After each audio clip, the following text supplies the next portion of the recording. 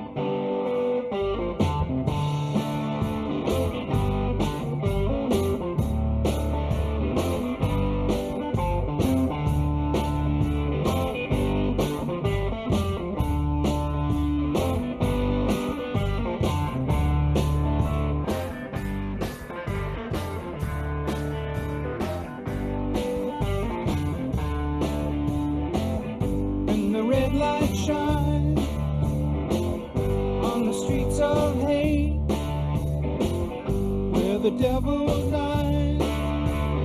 Who knows what he ate? It's a simple thing, trying to stay afloat. The captain said, without his boat, some things are getting better, other things a little worse. It's a situation much like a curse.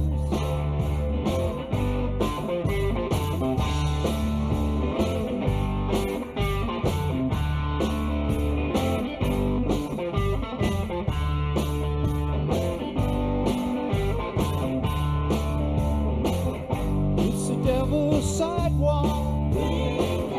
It's the devil's door. Try to avoid it, said the captain of the shore. There's a garden growing and a million weeds, with no way knowing who has done which deed.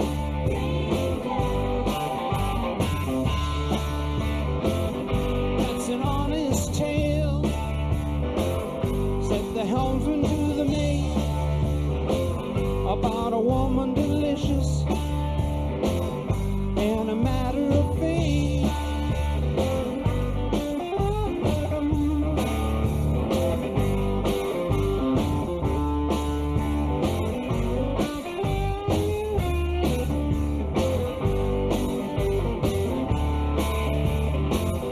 Big wheels still rolling down on me.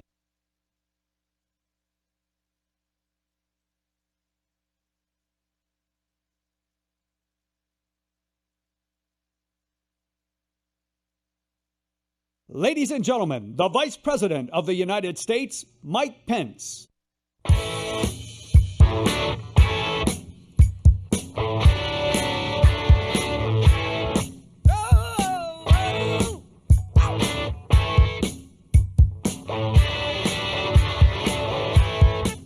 There she stood in the street, smiling from her head to her feet.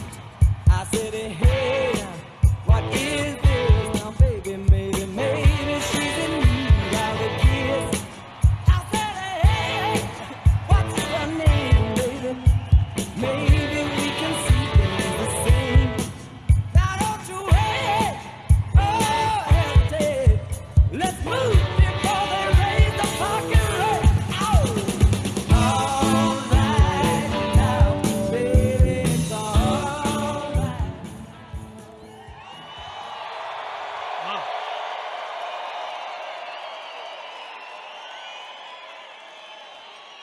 Well, hello, Oklahoma.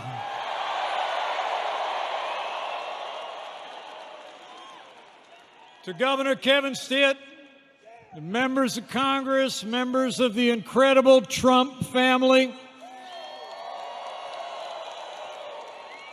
my fellow Americans who've come from near and far, it is great to be back in the Sooner State for a great American comeback.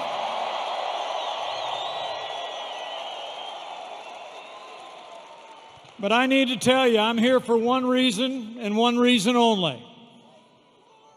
And that is that Oklahoma and America need 4 more years of President Donald Trump in the White House. It's on, America. And the road to victory starts right here.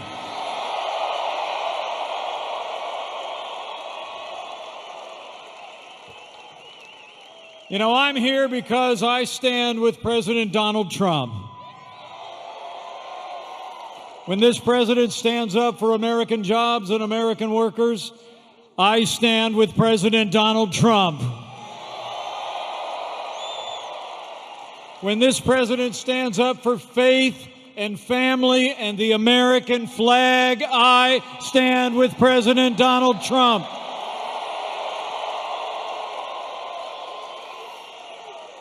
And when this president stands up to the radical left and their socialist agenda, I stand with President Donald Trump.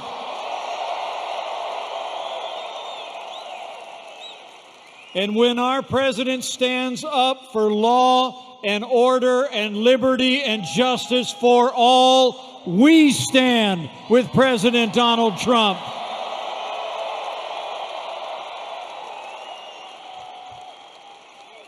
You know, 4 years ago, a movement was born. And it looks like it's doing just fine tonight.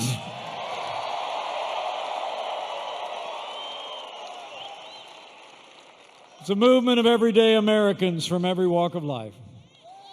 Here in Oklahoma, you believed we could be strong again. You believed we could be prosperous again. You said yes to President Donald Trump in 2016, and I know Oklahoma is going to say yes to 4 more years of President Donald Trump in 2020.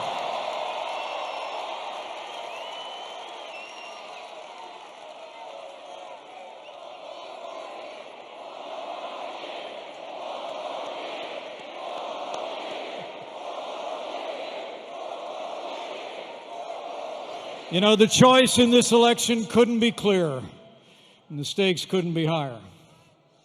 On our side, you've got a president who's done more for this country's economy and military and our constitutional rights than any president in my lifetime.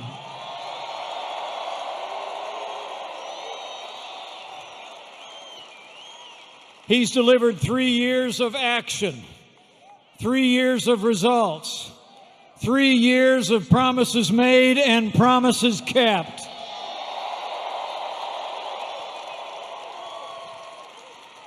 And then you got Joe Biden.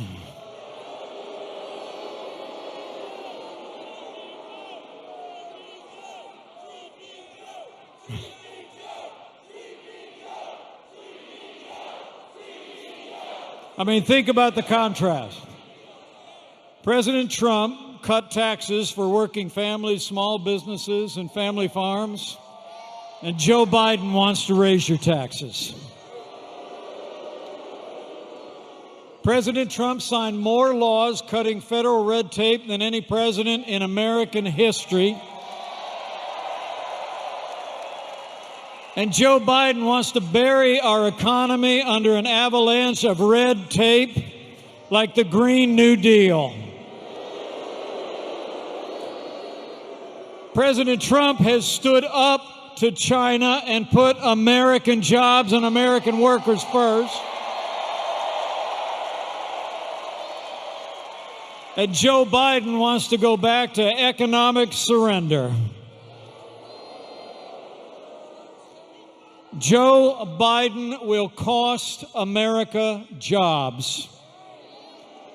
And by contrast, President Trump created more than 7 million jobs in our first 3 years. And as we open up America again, we've already seen 3 million jobs created in a single month and set a record for retail sales. The great American comeback has begun, and President Trump is leading the way.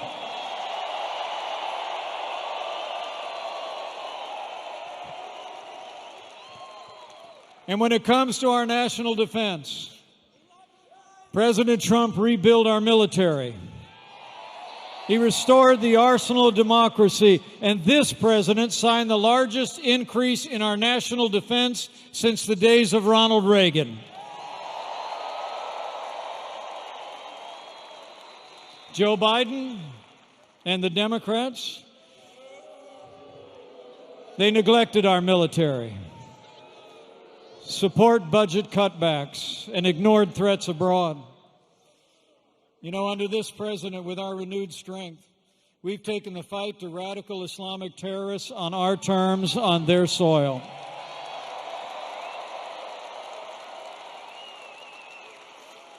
You know, when Joe Biden saw ISIS overrun hard-won ground in Iraq, last year, under this commander-in-chief, American forces captured the last inch of territory of ISIS control, and we took down their leader without one American casualty.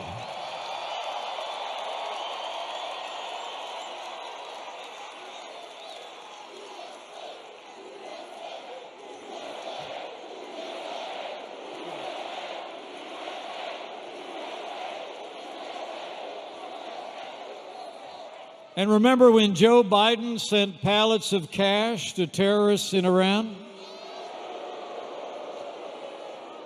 Well, President Trump got us out of the disastrous Iran nuclear deal, and Qasem Soleimani is gone.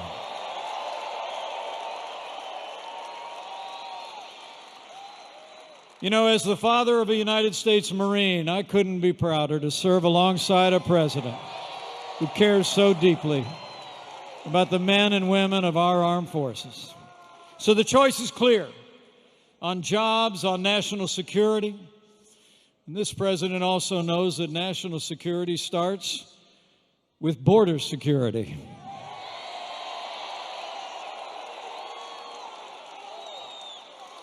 I mean, Joe Biden supports open borders. President Trump is already building that wall on the southern border of the United States.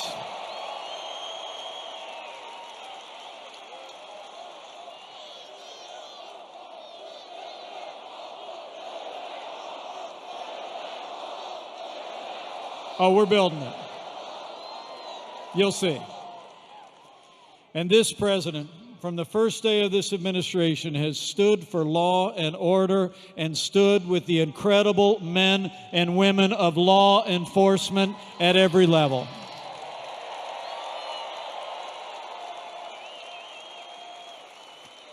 You know, the American people know that most of those who serve in the uniform of law enforcement are the best people in America. It's true. And we all know what happened to George Floyd was a tragedy that shocked the conscience of the nation, and justice will be served. There's no excuse for what happened to George Floyd, but there's also no excuse for the rioting, looting, and violence that followed.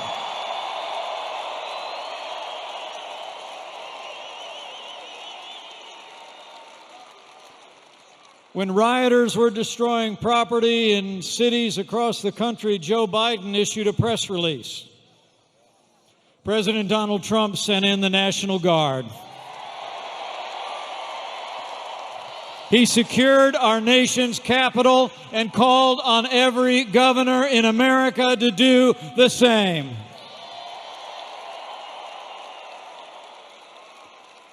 And in the days that followed, you saw it. We quelled the violence.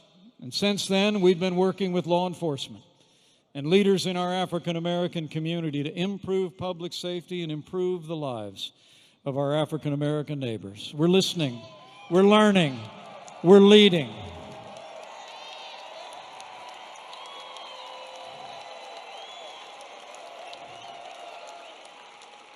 And we'll find ways to move forward together.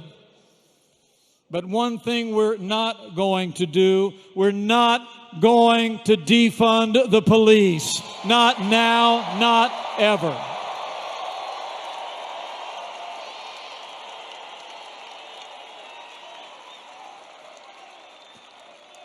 And when it comes to the rule of law, Joe Biden is making plans to appoint activist judges who will legislate from the bench.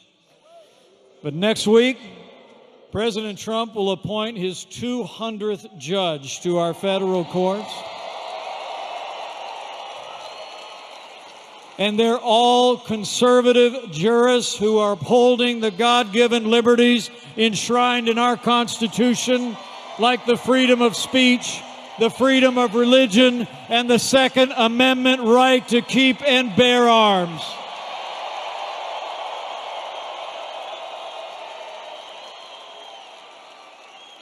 And with 4 more years, this president will appoint even more judges.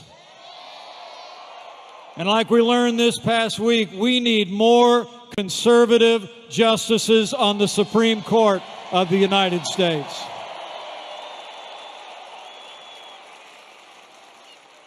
And finally, while Joe Biden supports taxpayer funding of abortion and was just endorsed by Planned Parenthood, I couldn't be more proud to be vice president for a president who stands without apology for the right to life.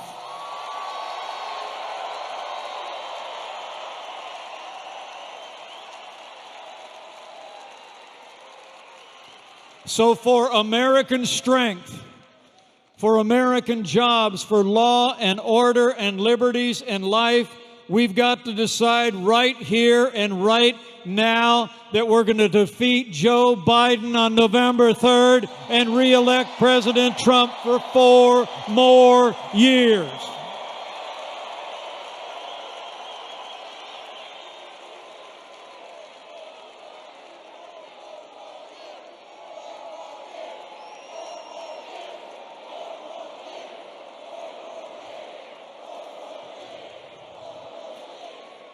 You know, because it's not just the record of success.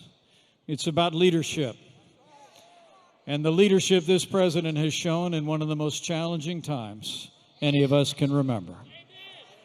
Did you know before we had a single coronavirus case in the United States, President Donald Trump closed down all travel from China? He put the health of America first.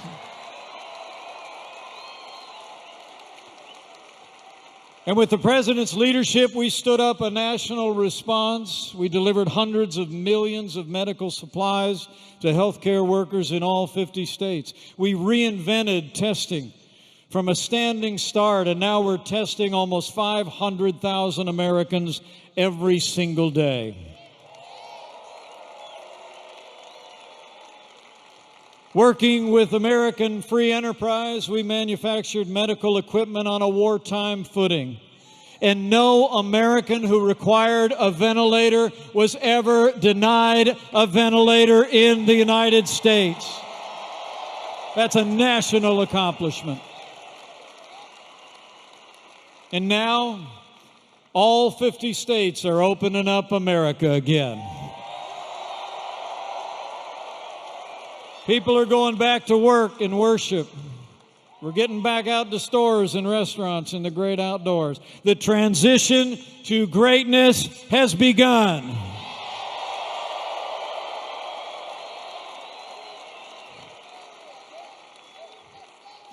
And despite the fear-mongering of some in the media, the truth is all across this country, hospitalizations are down, our losses are declining, and every day we're one day closer to putting the coronavirus in the past. You're doing it, America. But I want to promise you, we're going to remain vigilant. We'll keep building supplies. We'll keep developing medicines and vaccines. We'll be ready for whatever the future holds, and we will always put the health of America first. That's what leadership looks like. That's the leadership of President Donald Trump.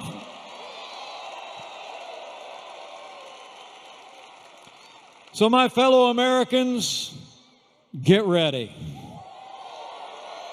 Buckle up. It's on. We've got a little more than 4 months to win 4 more years for President Donald Trump in the White House. So get ready to bring it. just like you did 4 years ago. Bring the enthusiasm. Keep voicing your support. Keep telling your neighbors and friends all that we've accomplished and what this president can do with 4 more years in the White House. I mean, think about it. 4 more years means more jobs. 4 more years means more judges. 4 more years means more support for our troops. And it's going to take at least 4 more years to drain that swamp.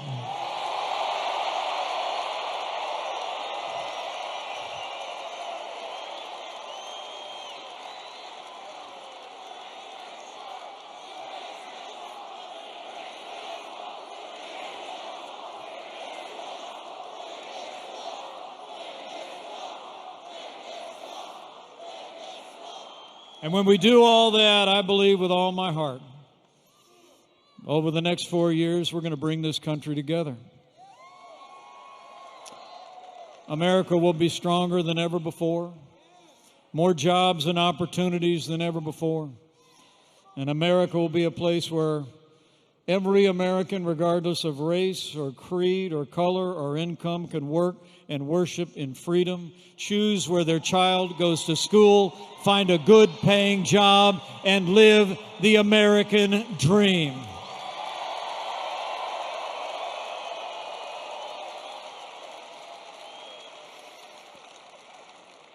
So thank you for coming out tonight.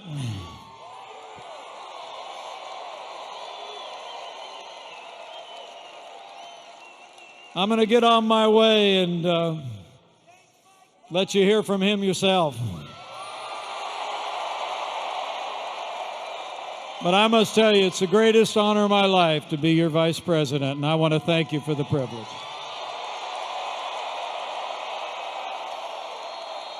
And in all my travels across this country, from big cities to small towns over the last 4 years, I can tell you firsthand, America is a freedom-loving nation, and America is a nation of faith.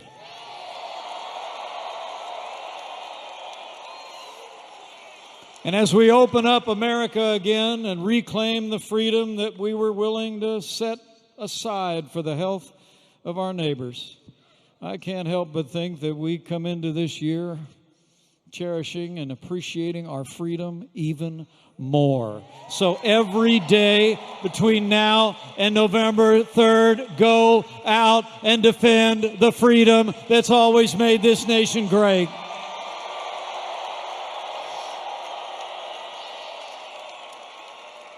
And while you're doing it, have faith.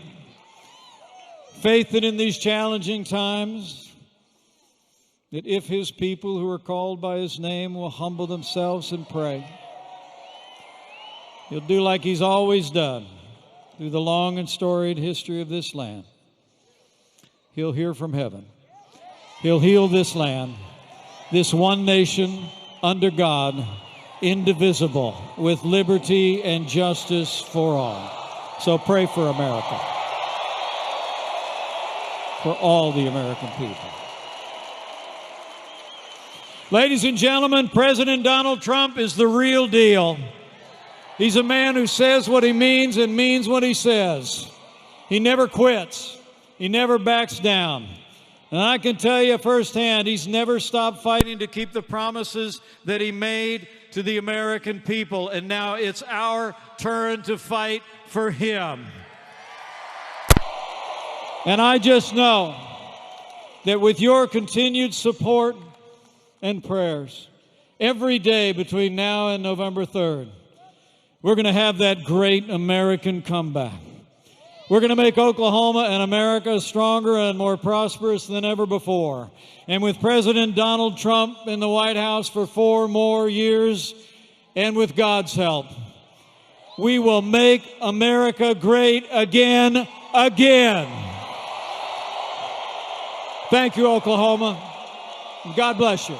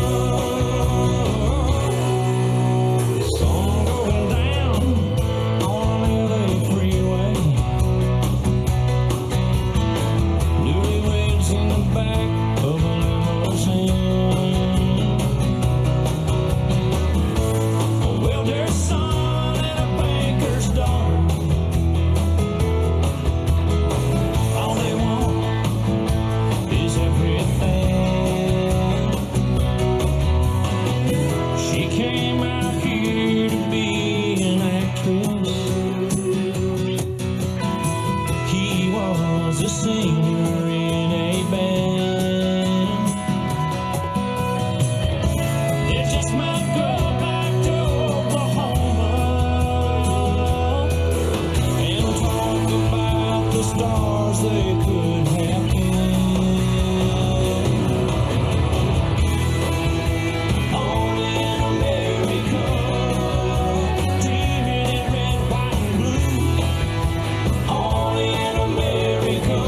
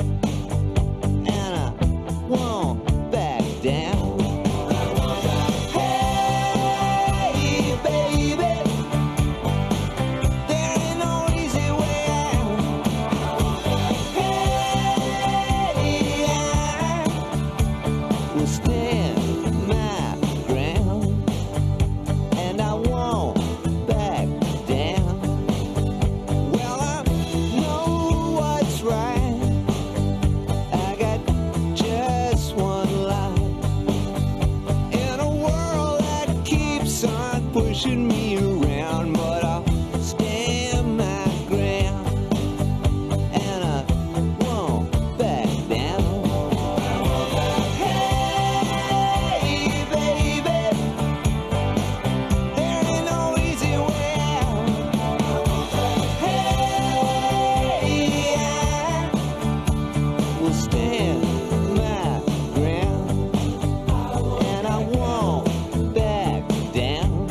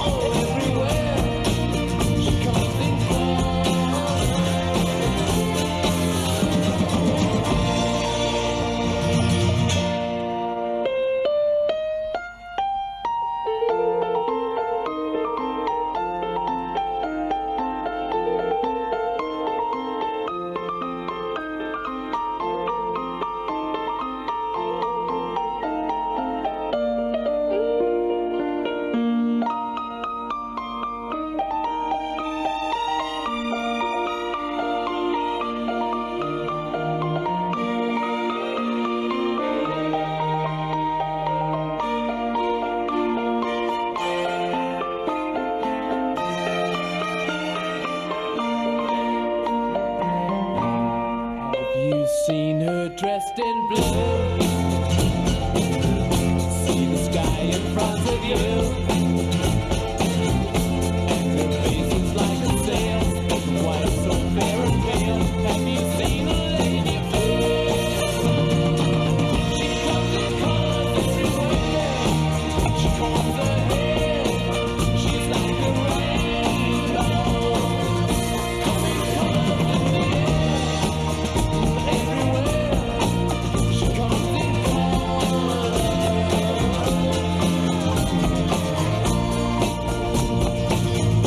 Have you seen her all in gold? Like the cleaning days of old. She shoots colors all around, like the sunset going down. Have you seen a lady blue? She comes in colors everywhere. She combs her hair. She's like a rainbow. Coming colors in the air. Oh, everywhere. She comes in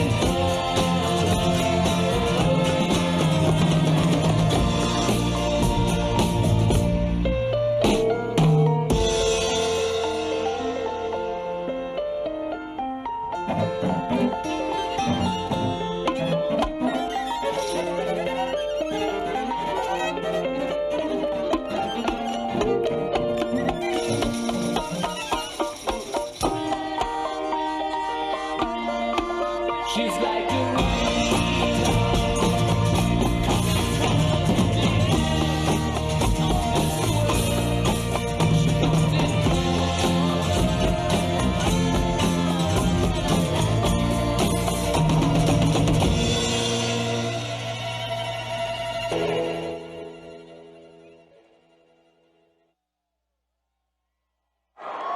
What truly matters is not which party controls our government, but whether our government is controlled by the people.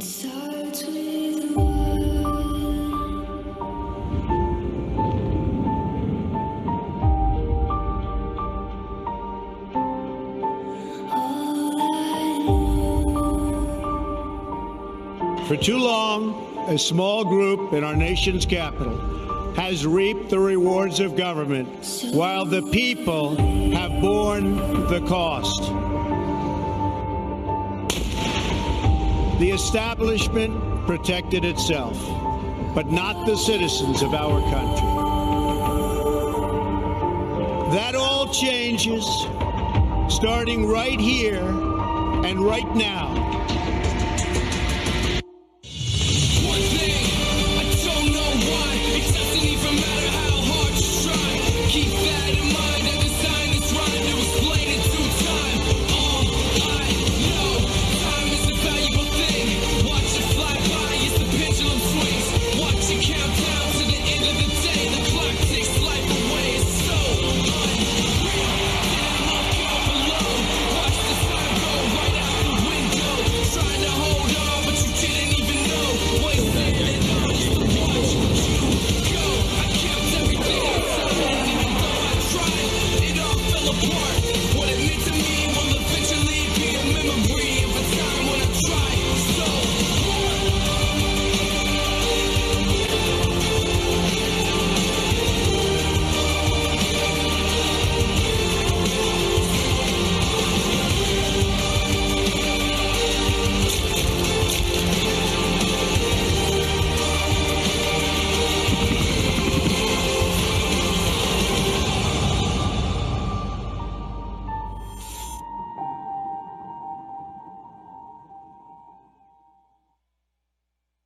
Ladies and gentlemen, the President of the United States, Donald J. Trump. And I'm proud to be an American, where at least I know I'm free. And I won't forget the men who died, who gave that right to me. And I gladly stand up next to you and defend her still today. 'Cause there ain't no doubt I love this land. God bless the USA.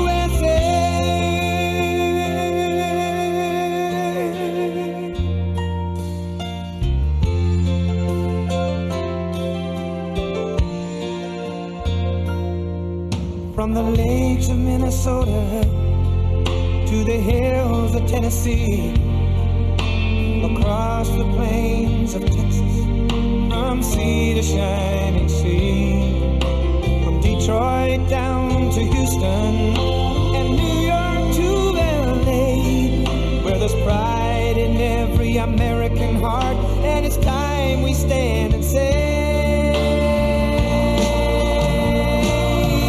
that I'm proud to be an American, where at least I know I'm free, and I won't forget the men who died, who gave that right to me, and I gladly stand up next to you and defend her still today, 'cause there ain't no doubt I love this land. God bless the USA.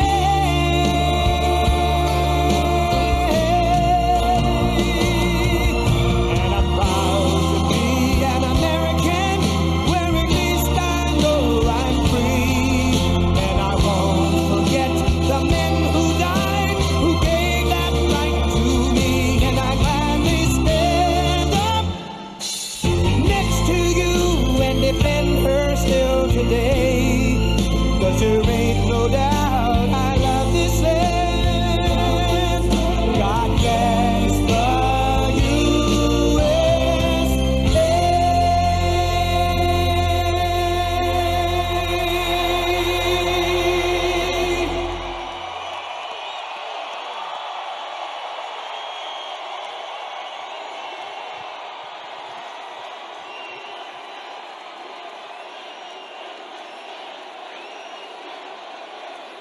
Thank you. Thank you. Thank you.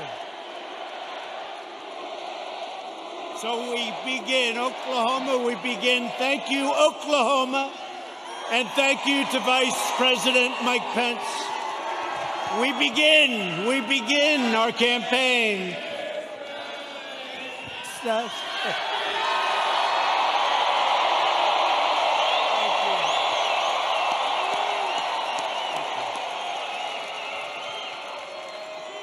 We begin our campaign, and I just want to thank all of you. You are warriors.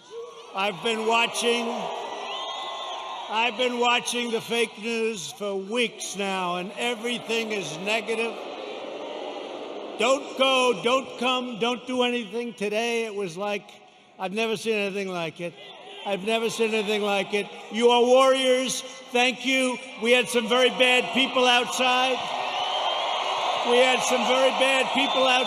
They were doing bad things. But I really do. I appreciate it. We have just a tremendous group of people in Oklahoma.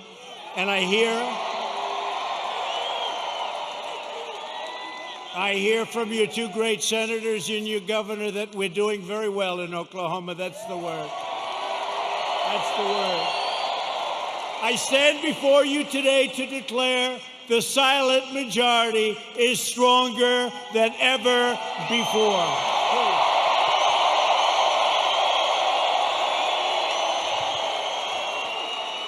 5 months from now, we're going to defeat Sleepy Joe Biden. Boy, does he get a pass from these people, huh? We're going to stop the radical left. We're going to build a future of safety and opportunity for Americans of every race, color, religion, and creed. Republicans are the party of liberty, equality, and justice for all. We are the party of Abraham Lincoln, and we are the party of law and order.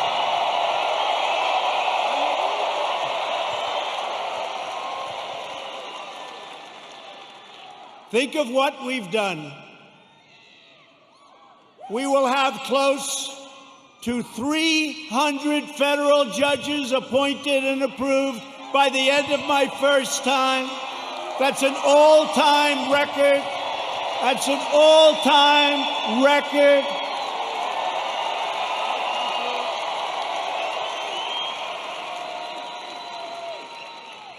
I've always heard how important judges are. Now we know how important they are. Think of that, over 300, around 300 by the end of the term. And when we have another 4 years, we're going to have a big, big percentage of the total number. Very important. November 3rd. And 2 great Supreme Court judges. So we have 2 justices of the Supreme Court. Justice Gorsuch, Justice Kavanaugh. They're great. They're great. They're great. We have 2. And we could get a few more. Yeah, we could get a few more. We've spent over $2 trillion to completely rebuild the unmatched strength and power of the United States military. And all of that incredible equipment, whether it's submarines or missiles or rockets or jet fighters, bombers, it's all built in the USA.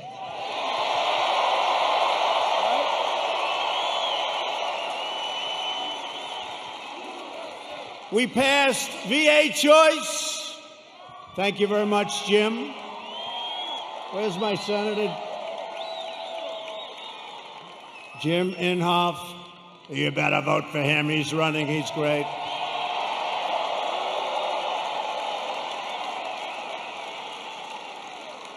But we'll get to him and James Lankford in a second. 2 great senators. You have 2 great senators. So we passed VA choice. So if you're a veteran, for years and years, they've wanted to do it for almost 50 years. We got it done. We get a lot of things done.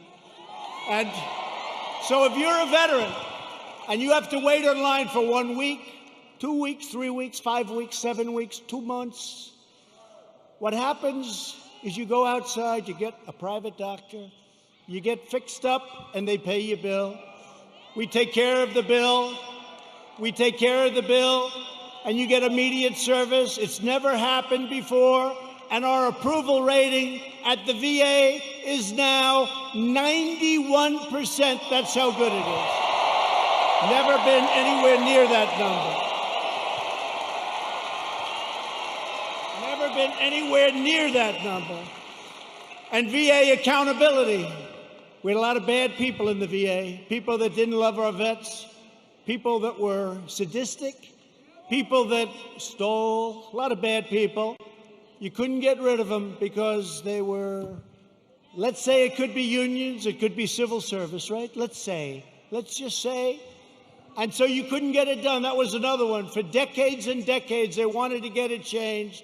And I got it done with those people and your congressman, who I'm going to introduce. VA accountability, and now somebody treats our veterans badly. And we look at them, and what do we say? We say, you're fired. Get out, right? Get out. They got rid of a lot of bad people that were there for a long time, sort of like me in Washington, draining the swamp. I never knew it was so deep, but it's happening. It's happening. I never knew it was so deep. It's deep and thick and a lot of bad characters. Thank you.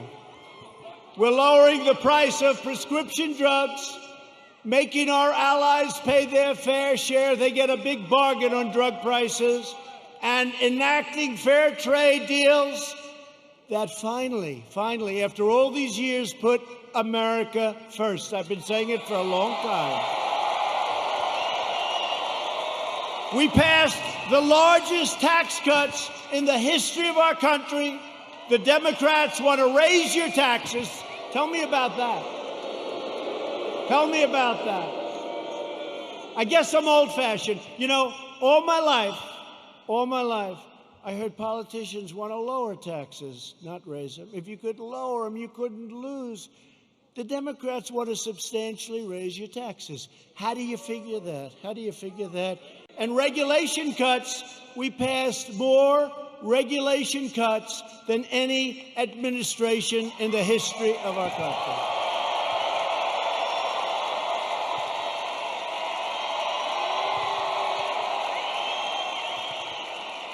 And with the help of our great energy workers, many of them come from the great state of Oklahoma. Do you ever notice that do you ever notice that Biden oftentimes gets the state wrong? He's in Iowa, and he says, it's good to be in Idaho. No, you're in Iowa. He's in New Hampshire, and he says, it's great to be in Ohio. No, you're in New Hampshire. That happens to him all the time. Hasn't happened to me yet. You know, when that happens, there's nothing you can do to make up for it. You might as well just walk off the stage because the speech is a disaster. Good. Right?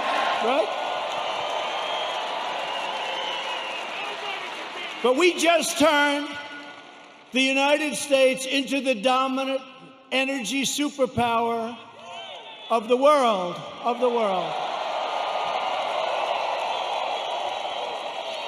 And because of the Chinese virus, what happened about 3 months ago, it looked like we were in big trouble, and we were, and I got it back together. I called Russia. I called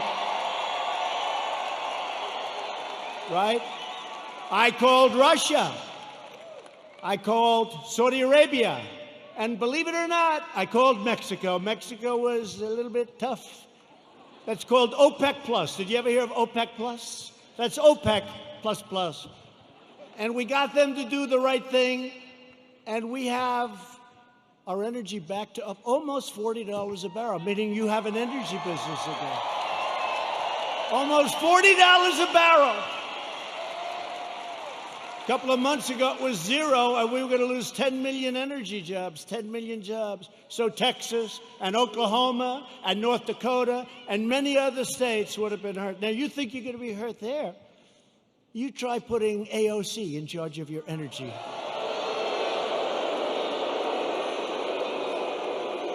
That will make the pandemic look like child's play to the people in energy.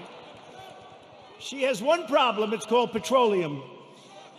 No president or administration has done more in the first 3.5 years than the Trump administration. Not even close. Nobody. Our incredible success in rebuilding America stands in stark contrast to the extremism and destruction and violence of the radical left. We just saw it outside.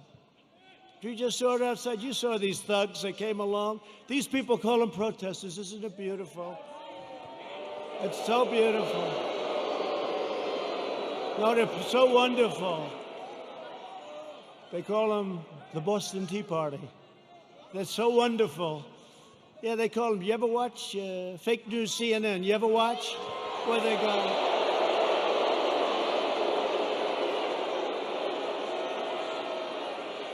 How about the CNN anchor? You know, did a little shave job in the head, which is fine. And he's standing in front of a building saying things are very peaceful here. And the building is, it looks like the biggest fire I've ever seen. The whole town is burning. It's like the biggest fire. And he said, things are very good here, Anderson. I think it's good. These are wonderful people, Anderson. You ever see that? Looked like the world was coming to an end. And you know, we did something in Minneapolis. After watching for 3 or 4 days, I called. I said, you got to get out. You can't protect yourselves. I got them to take 8,000 National Guardsmen. And in 1 hour, it all ended. And they rode through the next 3 weeks with no problem.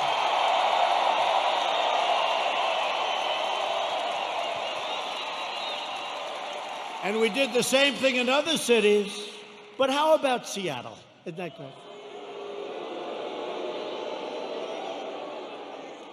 So they take over a big chunk of a city called Seattle. I mean, we're not talking about some little place. We're talking about Seattle. Have you ever been to Seattle?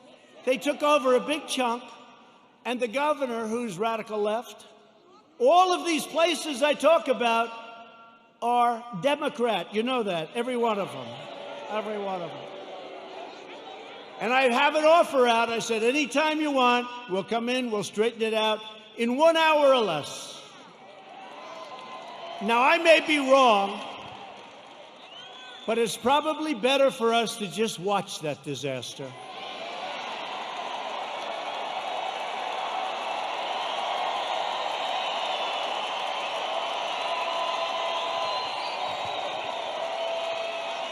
I flew in with some of our great congressmen who were going to introduce in a second, and I said to him, Congressman, what do you think? I can straighten it out fast. Should we just go in? No, sir. Let it simmer for a little while. Let people see what radical left Democrats will do to our country. Right? But Americans have watched left-wing radicals burn down buildings, loot businesses, destroy private property, injure hundreds of dedicated police officers. These police officers, they get injured. They don't complain. They're incredible. And injure thousands upon thousands of people only to hear the radical fake news say what a beautiful rally it was. And they never talk about COVID. They don't talk about when you see 25,000 people walking down Fifth Avenue or walking down a street of a Democrat-run city. You never hear them saying, they're not wearing their mask. You don't hear them saying, as they're breaking windows and running in. And then when I say the looters, the anarchists, the agitators, they say, what a terrible thing for our president to say. What a terrible thing. But you don't hear them talking about COVID. COVID. To be specific, COVID-19. That name gets further and further away from China as opposed to calling it the Chinese virus.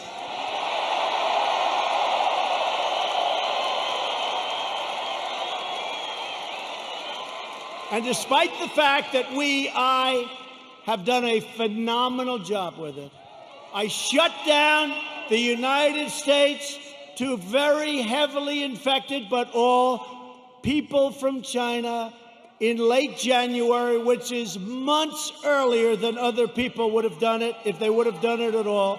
I saved hundreds of thousands of lives. We don't ever get even a mention. Then I closed it down to Europe early.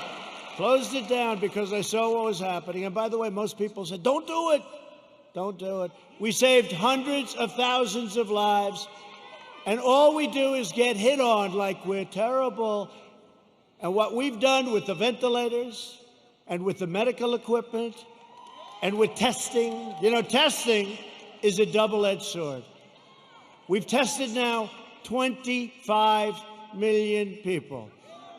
It's probably 20 million people more than anybody else. Germany's done a lot. South Korea's done a lot. They call me, they say, the job you're doing, here's the bad part. When you do testing to that extent, you're going to find more people, you're going to find more cases. So I said to my people, slow the testing down, please. They test and they test. We got tests if people don't know what's going on. We got tests. We got another one over here. The young man's 10 years old. He's got the sniffles. He'll recover in about 15 minutes. That's a case. Add up to it. That's a case. That's a case.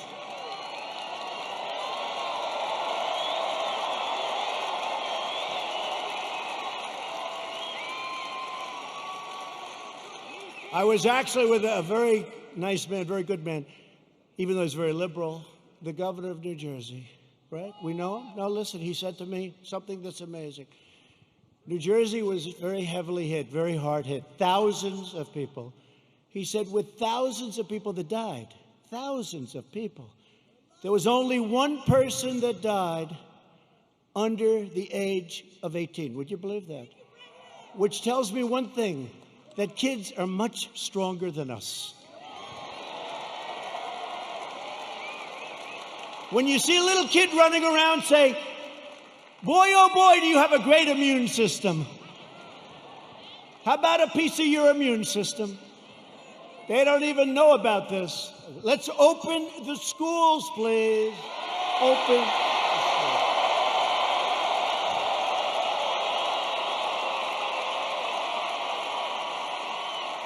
Open the schools. We got to get them open. In the fall, we got to get them open. The unhinged left-wing mob is trying to vandalize our history, desecrate our monuments, our beautiful monuments, tear down our statues, and punish, cancel, and persecute anyone who does not conform to their demands for absolute and total control. We're not conforming. That's why we're here, actually.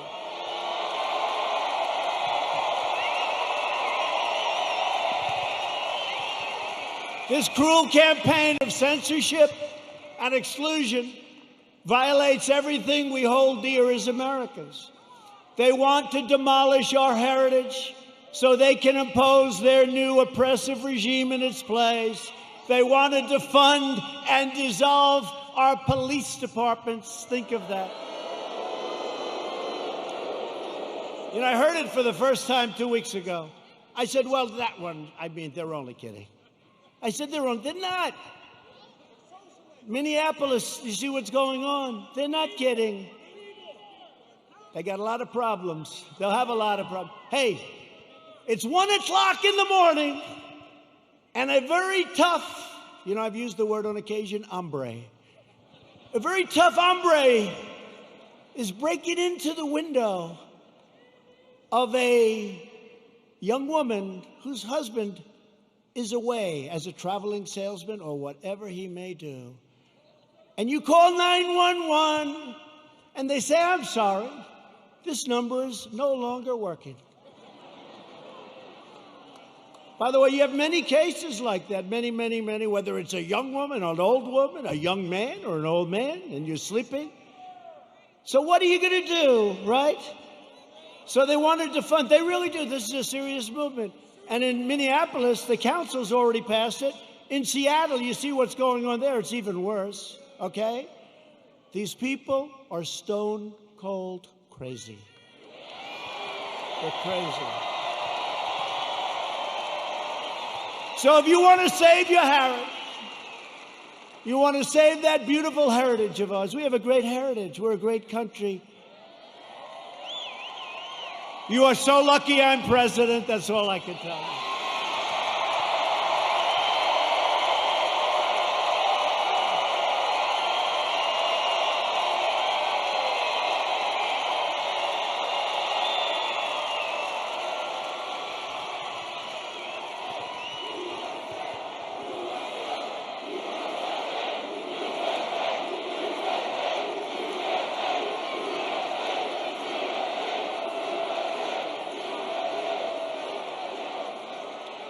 People have come up to me and say, how do you take it? I say, do I have a choice? Do I have a choice? We deal with a lot of bad people, but we're winning. And every once in a while, I'll have one of these days where I'm hit left and right, like even this great event. What if you could have seen outside, or if you could have heard the reports, oh, it's COVID, it's this, they've got... It's, by the way, it's a disease, without question, has more names than any disease in history. I can name Kung Flu. I can name 19 different versions of names. Many call it a virus, which it is. Many call it a flu. What difference? I think we have 19 or 20 versions of the name. But they say to me, where do you get the energy? I say, I don't have a choice. I don't have a choice. You know, it was interesting to show you how fake they are. You might have seen it. So last week they called me and they say, sir, West Point, we're ready. I said, oh, that's right. I have to make the commencement speech at West Point. You know, they delayed it for 6 weeks because of COVID. So they delayed it, and I went there. 1,106 cadets were graduating, and beautiful. Right? Beautiful cadets. So, this is just to show you how bad the fake news is. So, they say to me, sir, we're ready to go. I say, let's go. This is after saying hello to a lot of cadets, inspecting little areas of a building that was very exciting. Actually, it's beautiful, very old. Studied a lot of our great generals, some of our presidents that went there. West Point is beautiful, right on the Hudson River. But after an hour, general that runs it is a fantastic guy. After an hour, we land. We do some more inspections, and they say, sir, are you ready? Yes, I am. So we walk like the equivalent of about 3 blocks, which is fine. We go on stage, which is fine. They make speeches, then I make a speech that lasted a long time. I don't know, maybe 45 minutes, maybe longer. I don't know, but a long time. The sun is pouring down on me, okay? But they said to me before the speech, sir, would you like to salute each cadet, each single cadet, or maybe they'll be in groups of 2. Would you like to salute like this? Yes. Like this. Almost 600 times. You know what that is? 600 times!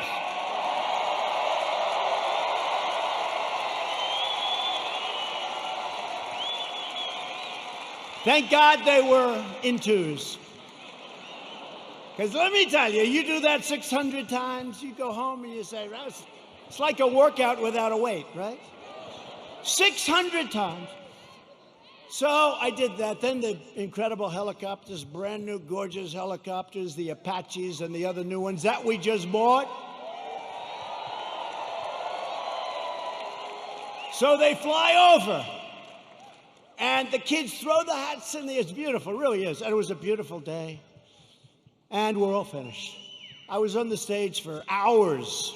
Hours! Sun. I came home, I had a nice tan. Meaning I had a nice sunburn. No, the sun's going right like that. But I make this speech, right? I salute for probably an hour and a half, maybe more, but around that. Watch, if I'm off by 2 minutes, I'll say, he exaggerated. It was only an hour and 25 minutes. He exaggerated, he lied. He's a liar. These people are sick, the fake news.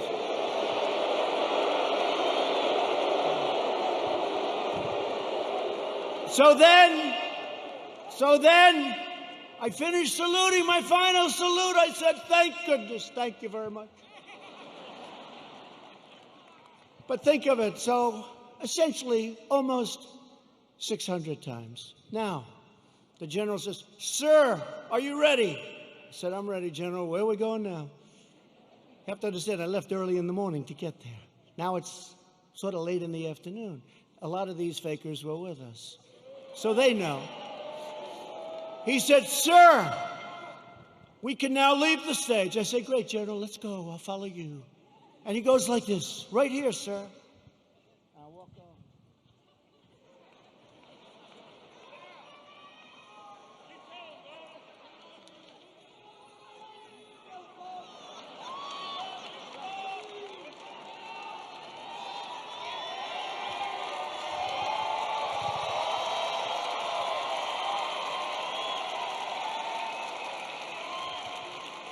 And the stage was higher than this one.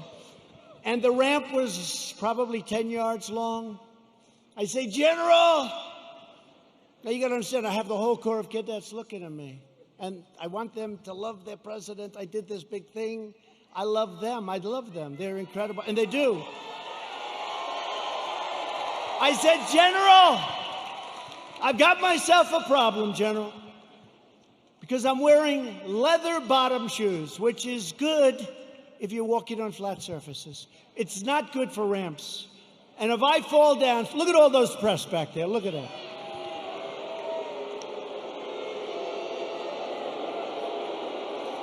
And this was a steel ramp. You all saw it because everybody saw it.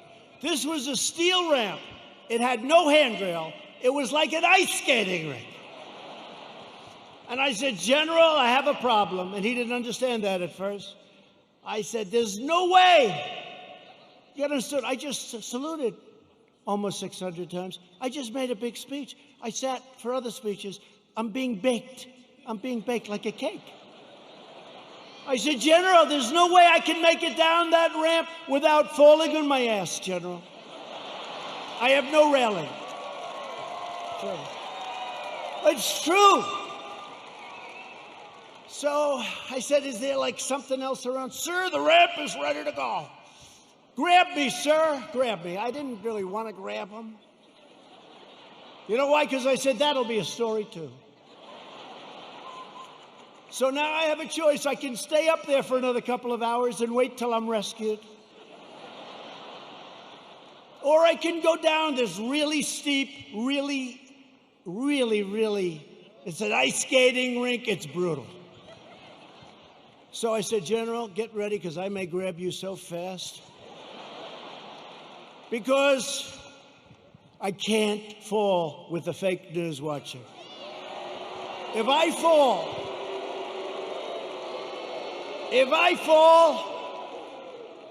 I remember when President Ford fell out of the plane, you remember? I remember when another president, nice man, threw up in Japan. And they did slow motion replays. It's true, right? It's true. I don't want that, General. Now he's standing there, big, strong guy, and he's got these shoes, but they're loaded with rubber on the bottom. Because the first thing I did, I looked at his shoes. Then I looked at mine. Very, very slippery. So I end up saying, okay, General, let's go. I will only grab you if I need you. That's not a good story. Falling would be a disaster. It turned out to be worse than anything. I would have been better off if I fell and slid down the damn ramp. Right? So what happens is I start the journey inch by inch, right? And I was really bent over, too. I didn't like that, I didn't like this picture. This picture, I'm sure, will be an ad by the fakers. So I was bent over, right? And I'm going like this.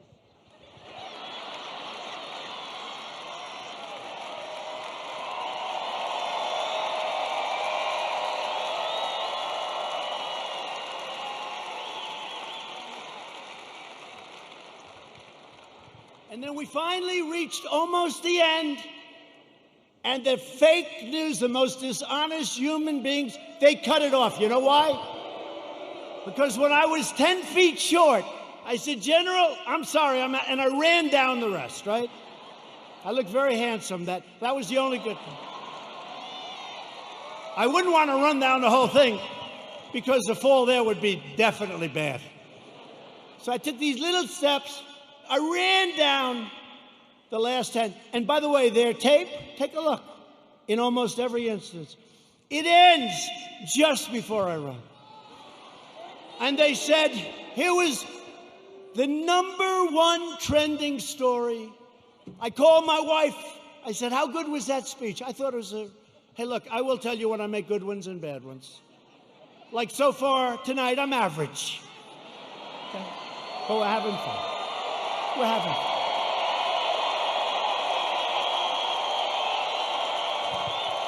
So far tonight. But I called my wife and I said, how good was it, darling? She said, you're trending #1. I said to our great First Lady, I said, let me ask you a question. Was it that good, the speech, that I'm trending #1? Because I felt it was really good. No, they don't even mention the speech. They mentioned the fact that you may have Parkinson's disease. It's true. It's true. It's true.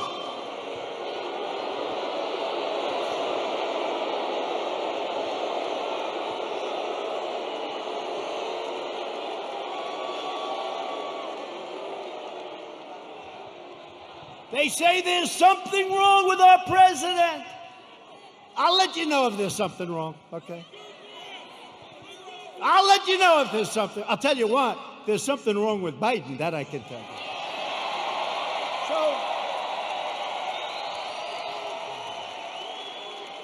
So then my wife said, well, it wasn't only the ramp. Did you have water? I said, yeah. I was speaking for a long time. I didn't want to drink it, but I wanted to wet my lips a little bit. You know, you're working hard up there with the sun pouring down on you. I love this location. The sun's like this. This way they save on lighting, right? That's why they did it probably. So what happens is I said, what does it have to do with water? They said, you couldn't lift your hand up to your mouth with water. I said, I just saluted 600 times like this. And this was before I saluted. So what's the problem? She said, well, I know what you did. You had on a very good red tie that's sort of expensive. It's silk because they look better. They have a better sheen to them. And I don't want to get water on the tie. And I don't want to drink much. So I lifted up the water. I see we have a little glass of water. Where the hell did this water come from? Right? Where did it come from? And I looked down on my tie because I've done it. I've taken water and it spills down into your tie. It doesn't look good for a long time. And frankly, the tie is never the same. So I put it up to my lip and then I say, because I don't want it to, just in case.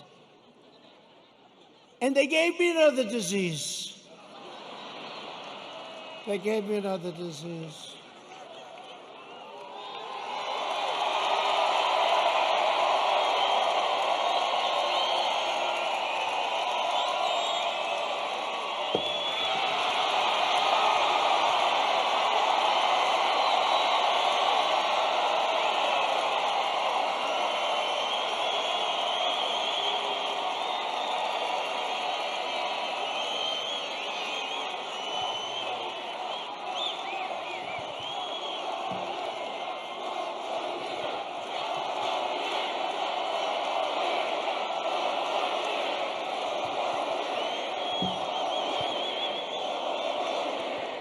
Anyway, that's a long story, but here's the story. I have lived with more the ramp than the water, but I've lived with the ramp and the water since I left West Point. Not one media group said I made a good speech or I made a great speech. But the kids loved it because they broke their barrier, which wasn't good in terms of COVID. But they broke their barrier and they wanted to shake hands. They wanted to, and I don't want to tell anybody, but there were a couple of kids they put at the end. I actually shook their hand, okay? I actually shook it. Because they were excited. They were excited. They're with their president. They were excited. The most beautiful young people, men, women, the most beautiful young people you've ever seen. So think of how you feel, you me. I go there. How did I do? Sir, that was a great speech. You know, all my people, sir, that was one of your best. That was great. I said, that's great. I agree. It was a good speech. I like that speech. They don't mention the speech, but they have me going down this ramp at an inch at a time. It's so unfair. It really is. So unfair. They are among the most dishonest people anywhere on earth. They're bad people. Bad people. Okay, that's enough of that. I wanted to tell that story. Does everybody understand that story? The left-wing anarchists tore down a statue of Thomas Jefferson. Now we're getting into the real stuff. They decapitated a statue of Christopher Columbus, except in New York when the Italians surrounded it. They didn't have too much of a chance. Those Italians, I love the Italians. They heard they were going to rip down their beautiful Christopher Columbus, and all of a sudden they circled that thing. They didn't do too well in hurting Christopher, did they? Thank you to our Italian population. We're very proud of you, right? 2 days ago, leftist radicals in Portland, Oregon, ripped down a statue of George Washington and wrapped it in an American flag and set the American flag on fire. All Democrat. Everything I tell you is Democrat. And you know, we ought to do something, Mr. Senators. We have two great senators. We ought to come up with legislation that if you burn the American flag, you go to jail for 1 year. 1 year.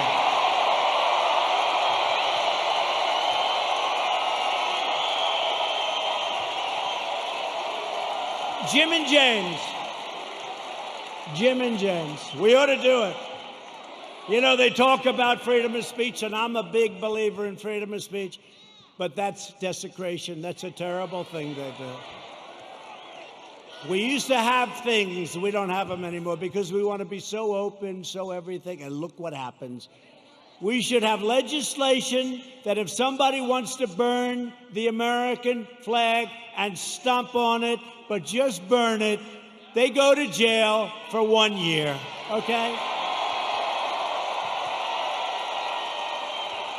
In Seattle, the Democrat mayor and the Democrat city council have surrendered control of 6 city blocks to an anarchist mob. These are anarchists. These are not protesters. You listen to the fake news, they say, oh, the protesters were lovely. Could you imagine if people just even slightly to the right tried to take over Seattle?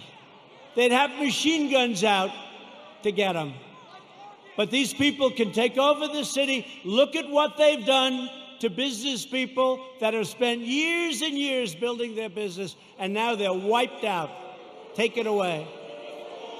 Governor Inslee ought to get his act together. Get in there. I'll help you. I'll do whatever you want. I'm waiting for a call. I would love to do it. I would love to do it. It'll take less than an hour, and it'll all be over with, and you'll have your city back.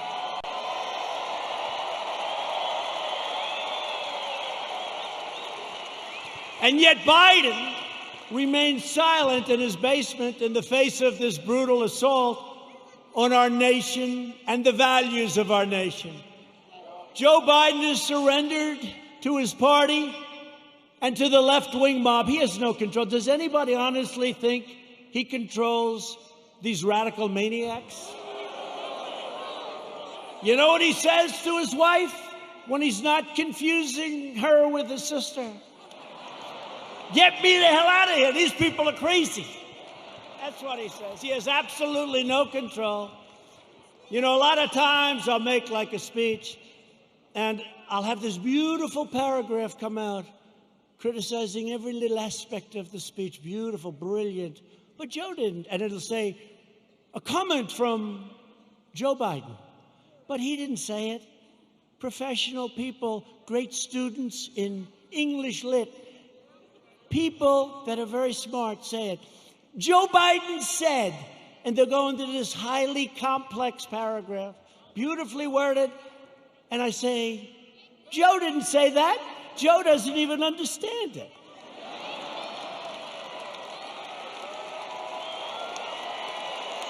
And if Biden is elected, he will surrender your country to these mobsters 100%. Your 401ks, by the way, look at how we're doing in the stock market. Just set another record with NASDAQ. Your 401ks and money itself will be worthless. Your 401ks are doing very well, unless, I don't want to say, if you were stupid, I said, don't sell, don't sell. It went down, but we got it back up. And now NASDAQ, think of it, NASDAQ just set a record. And I think you're going to see a lot of records. And next year, if we don't do anything stupid on November 3rd, you are going to have the greatest economic year we've ever had. That'll be next year. If the Democrats gain power, then the rioters will be in charge, and no one will be safe, and no one will have control. Joe Biden is not the leader of his party. Joe Biden is a helpless puppet of the radical left. And he's not radical left. I don't think he knows what he is anymore. But he was never radical left. But he's controlled by the radical left. And now he's really controlled. His campaign staff even donated a lot of money to bail out rioters, looters, and arsonists who ravaged Minneapolis.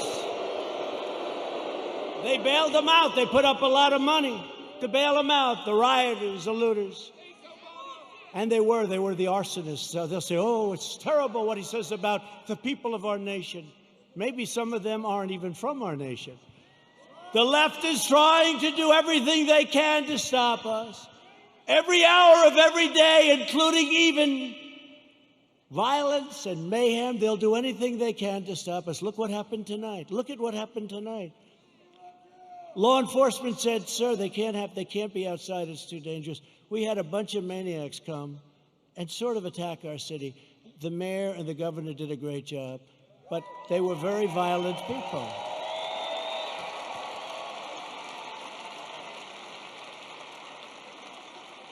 And our people are not nearly as violent, but if they ever were, it would be a terrible, terrible day for the other side.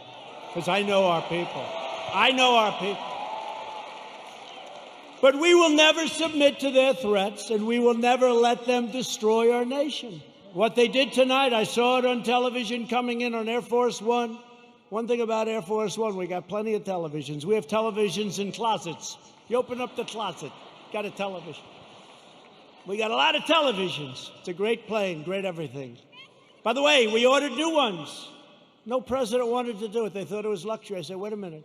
Air Force One is 31 years old. People don't realize that. So I said, they gave me a chart very early in my administration, like, how about the first week? Sir, would you sign for this plane? Now, it's actually two planes. Would you sign for this plane? Air Force One. I said, how old is the original or the one we have now? Sir, it's 31, 32 years. And I'd see people coming in from foreign lands that can't compete with us. Rich countries, but they can't compete with you. And they have a brand new, beautiful 747-800, 747. And I said, wait a minute, that country has new and we have a 31-year, so somebody had to do it. So the deal was made, and it was made for a lot of money. I think it was $5.7 or $5.6 billion. Now, in all fairness, it's two planes, and there's a lot of stuff in those planes. I won't talk to you about it. So I told Boeing, the head of Boeing, they said, sir, please, would like to get started on the planes. I said, I do too, but I'm not paying $5.6 billion. And I'm not paying $4.6 billion. I said, it has to have a 3 on the front of it. I mean, that's a hell of a lot of money too, but it is a rather complex situation. They said, no way, no way. This was before Boeing had problems, by the way. But Boeing's coming back. They're coming back. The greatest company in the world, and it had some big problems. It had a couple of problems that didn't work out. That was terrible. But the greatest, I think before that, it was the greatest company in the world. It made up 1/4 of a point of our GDP. Think how big that is, one company. It was an unbelievable machine. And then they made a plane, and they did some foolish things, and a terrible thing happened, and all of a sudden, they've gone through hell. But you know what? They're coming back. We're ready to help them if they need it, but they're coming back, and they're coming back strong.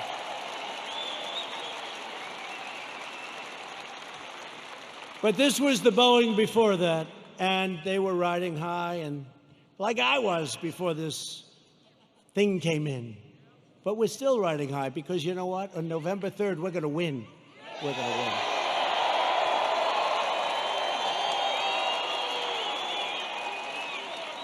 So they came in and they said, no, we want, 5.6 billion, whatever it was. If I'm a little bit off, they'll go crazy, you know. Whatever. But it was a lot. 5.6 billion. Nope, got to have a 3. Got to have a 3. Call me up. Nope, cancel the contract. I said, cancel the contract. I want to cancel. I said, General, can you cancel the contract? He said, yes, sir. I'm very proud of it. Oh, good. Cancel it. Okay, sir. By the way, to cancel it, do you have to pay anything? Yes, sir. We have a cancellation fee, sir. How much is it, General? $250 million, sir. I said, what? Sir, we made a good deal. $250 million to cancel. You mean If we don't buy the plane, we have to hand them $250 million. That's not good, right? Look at these two guys. They're looking. By the way, that's like a good story compared to some I could tell you, like with aircraft carriers. So they said $250 million, or I always say this, or around that number, because I'm off by a little bit. They say, oh, he exaggerates. I look at numbers all day long. That's what I look at for years now, for my whole life when you think of it.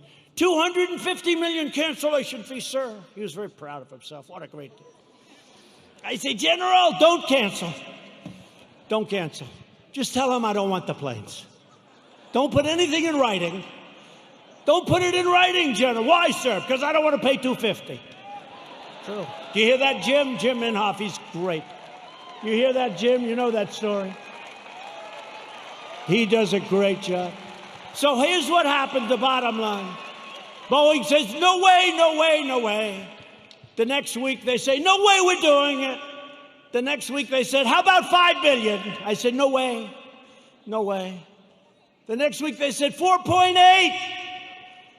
I said, nope, it's got to have a 3 on the front of it. Don't you understand, you dumb son of a bitch? Don't you understand?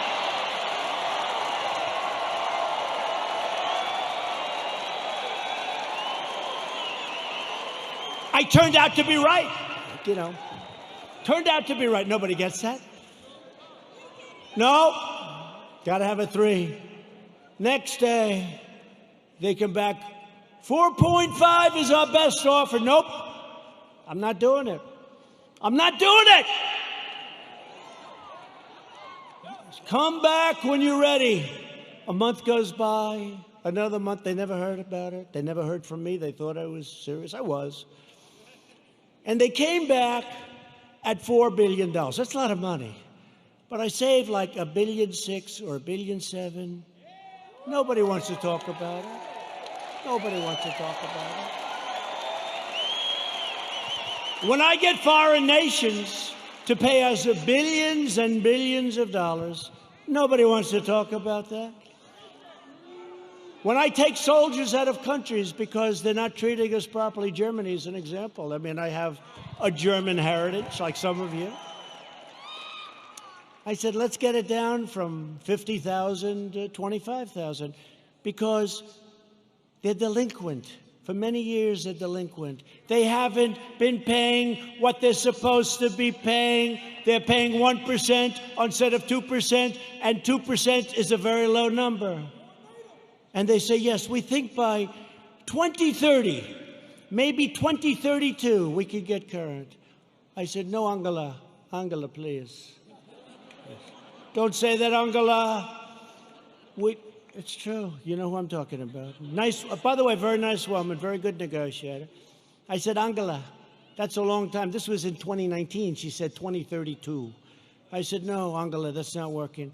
But I said, what about, because now they want to get current, but I said, well, what about the last 25 years, all the money you owe us? Everybody forgot about that. They forget about all the money that wasn't paid. I said, what about the $1 trillion that you really owe? So we're negotiating, let's see. But in the meantime, we're reducing our troops. Remember this, remember this. We're supposed to protect Germany from Russia. But Germany is paying Russia billions of dollars for energy coming from a pipeline, brand new pipeline. So they pay the country we're supposed to protect them from. They pay billions of dollars to that country. We're supposed to protect them. Excuse me, how does that work? How does that work?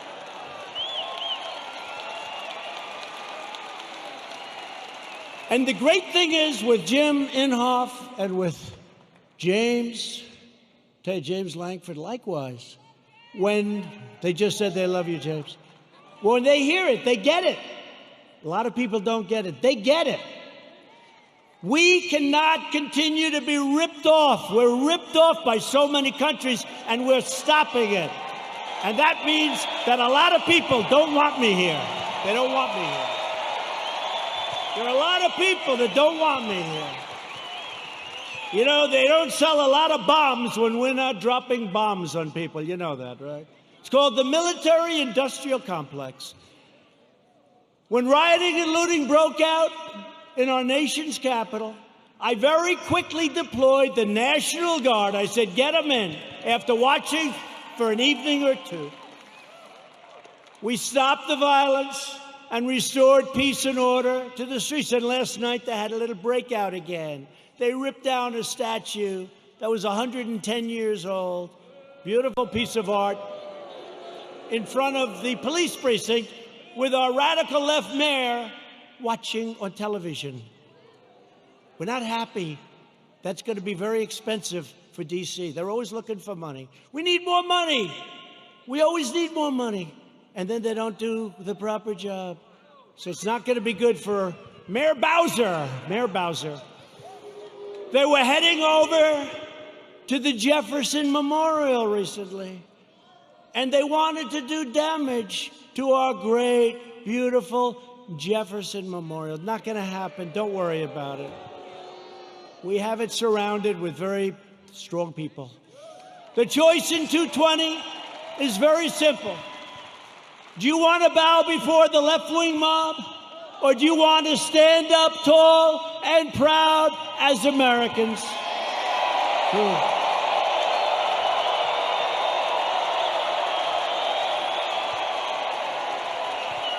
And explain this to the NFL. I like the NFL.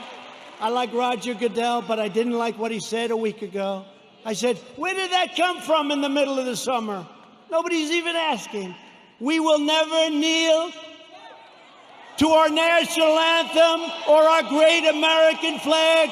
We will stand proud and we will stand tall.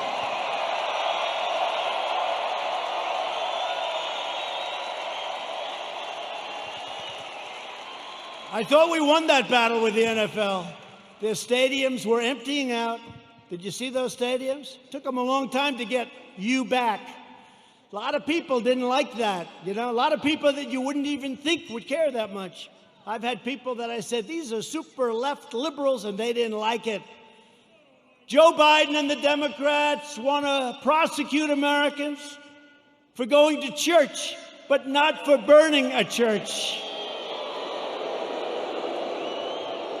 They believe you can riot, vandalize, and destroy, but you cannot attend a peaceful pro-America rally.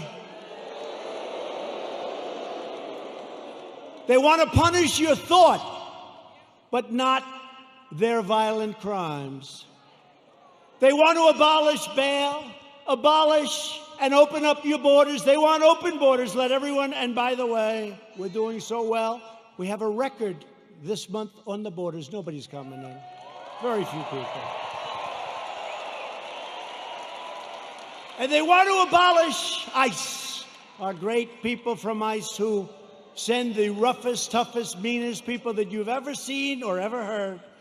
Generally speaking, when they have lots of tattoos on their face, they're not looking to do you much help.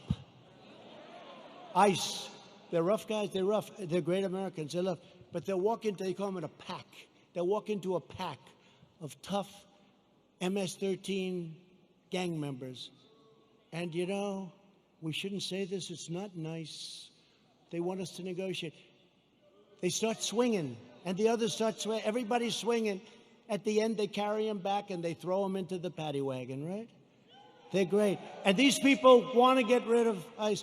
They get rid of murderers. They get rid of rapists. They get rid of the worst scum on earth.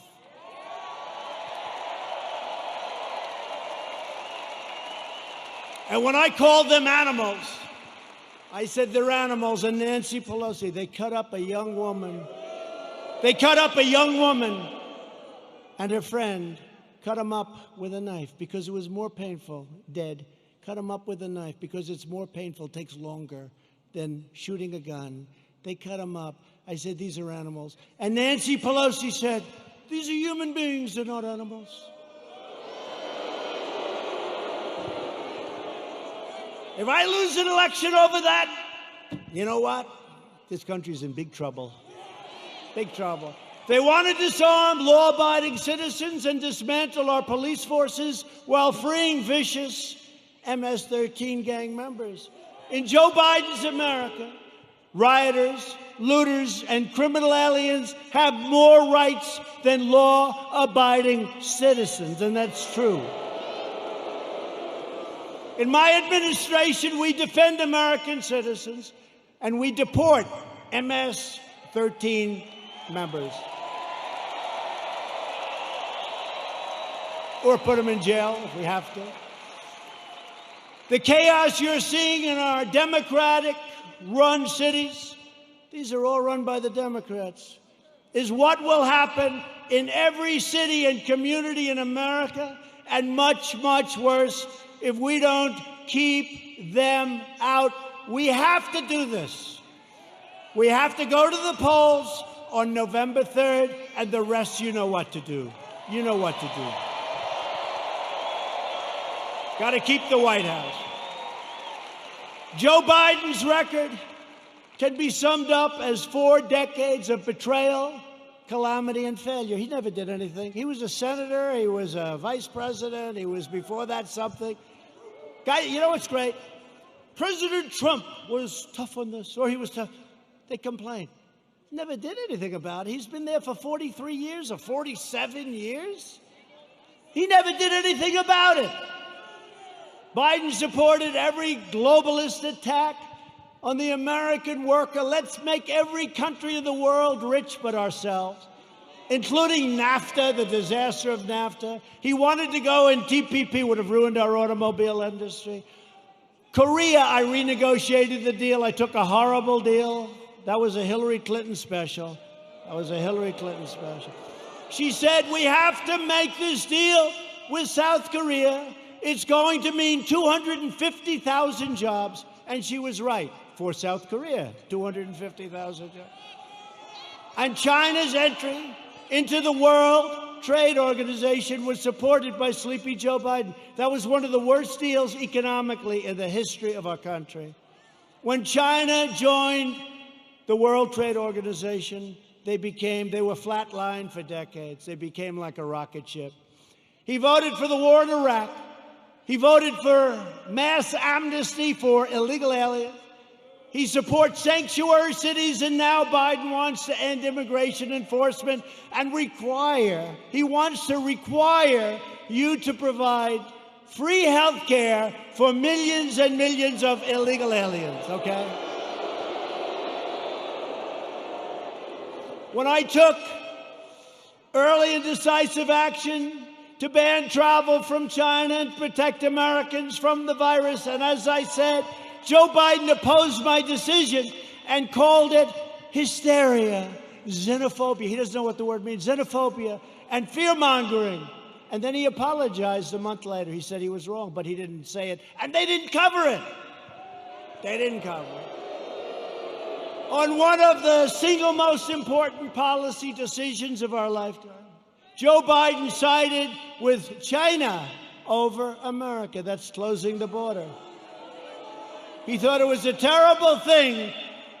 Remember, this was in January. That's early, real early, the end of January. He thought it was a terrible thing when we closed the border to many people that were badly infected with COVID. When the chips are down, Biden will always cave to the radical left. He'll always bow to the angry mob, and he will never protect you or your family, and you know that. Joe Biden will always let you down. That's been his history. At my direction early this year, the heroes of the U.S. military took out the world's top terrorist, the savage killer and leader of ISIS, al-Baghdadi, and the #1 terrorist anywhere in the world, Qasem Soleimani. We took him out.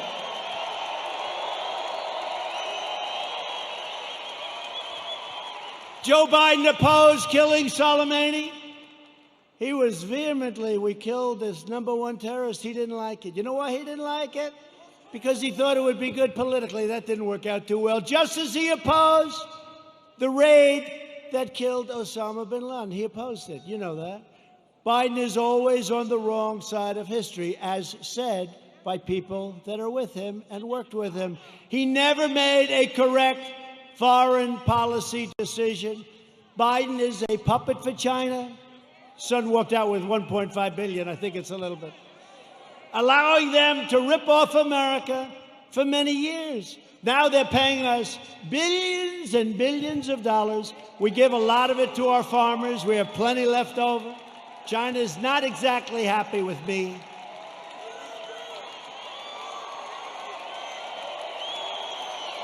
Billions. They pay us billions and billions of dollars, and they targeted our great farmers. And I took the money that they targeted. I took that money and I gave it to the farmers, so they were even. So they're okay. Are you okay? Come. Doctor, please. Doctor. Thank you. These people, I mean, some of the people are waiting for 5 days, especially in this location, right? You take your time, darling. Take your time. Thank you very much. Take your time. Doctor, thank you, doctor.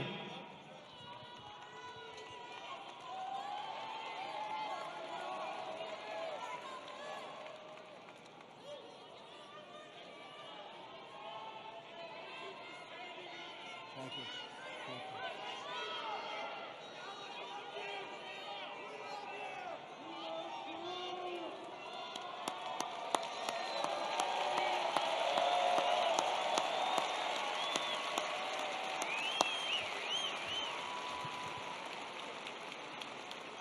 Now, some people wait for 4 or 5 days. It's incredible. He never did anything against China, Joe Biden. And that's why they desperately want him to win. They want him to win so badly. Iran wants him to win so badly. Let me tell you, I'm going to make a very fast deal, the best deal you've ever seen. I've already made one with China, but I can make even more. They want me to lose because they will own the United States if I lose. Iran. President Obama gave them $150 billion for nothing.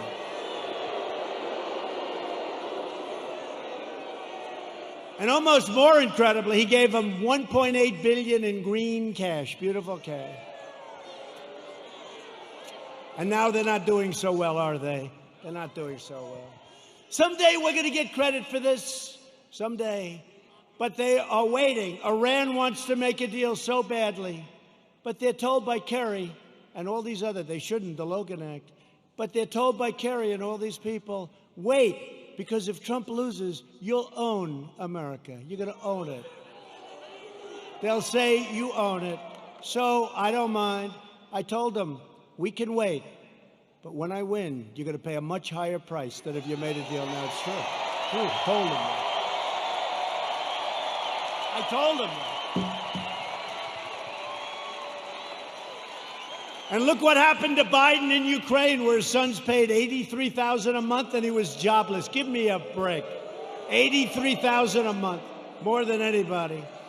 If Joe Biden were to become president, an emboldened left will launch a full-scale assault on American life. You know that. They'll expel anyone who disagrees with them. Look what happens when you disagree. You use a term that's perfect and they're not happy with it. They call you a racist. They call you a horrible person.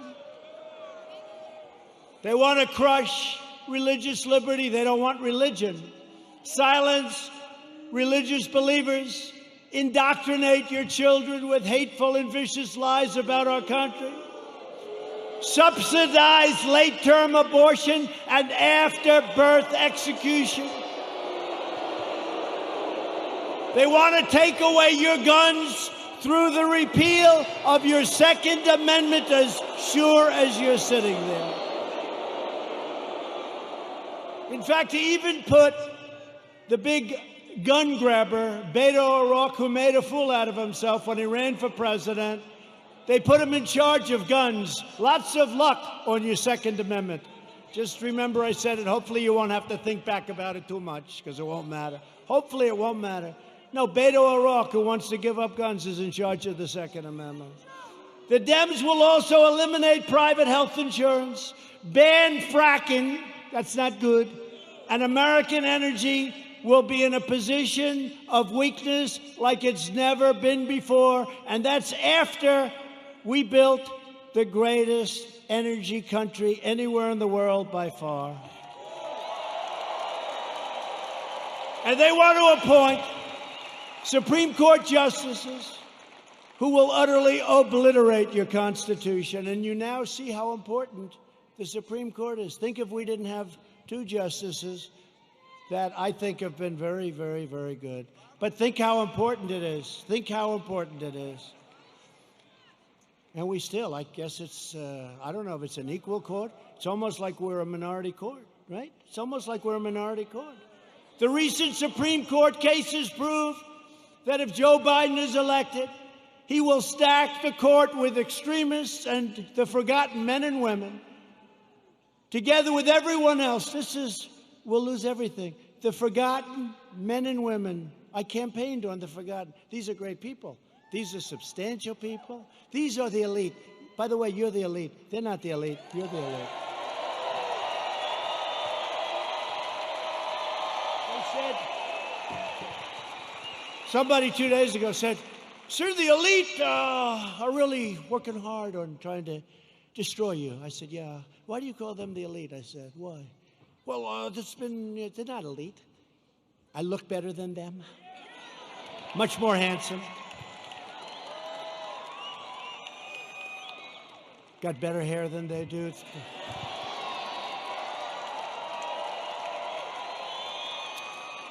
I got nicer properties. I got nicer houses. I got nicer apartments. I got nicer everything. I ran for politics once, just once in my life, and I became president of the United States. Once.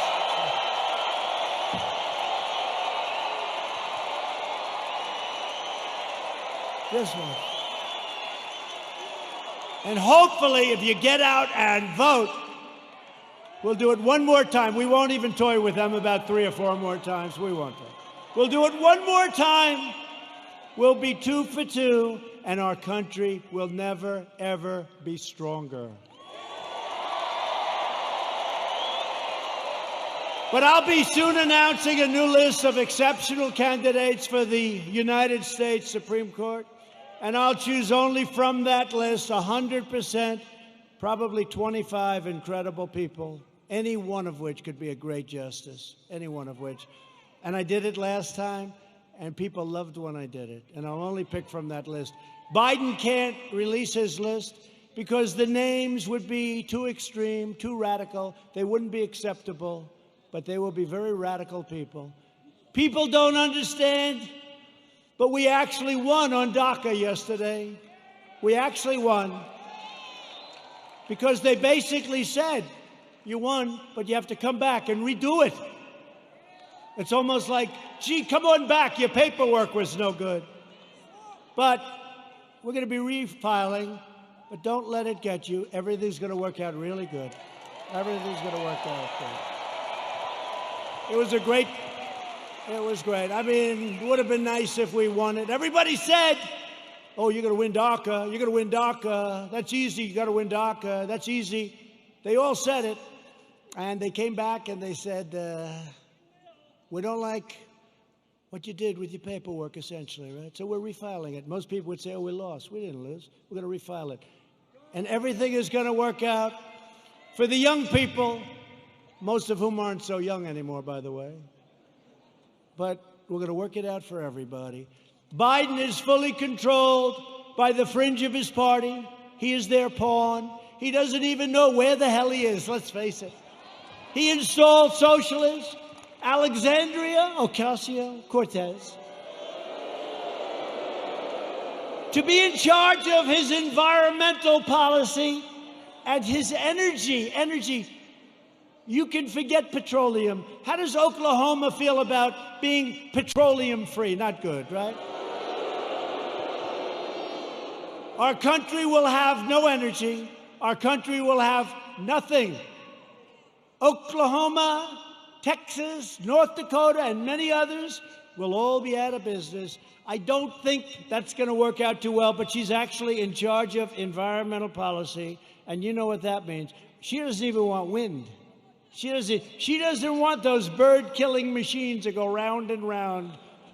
You want to see a lot of birds that are dead? Go under a windmill sometime.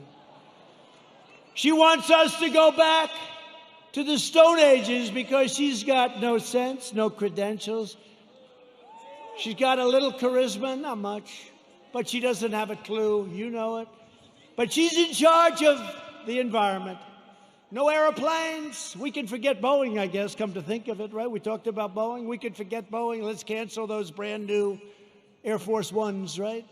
Likewise, Representative Ilhan Omar.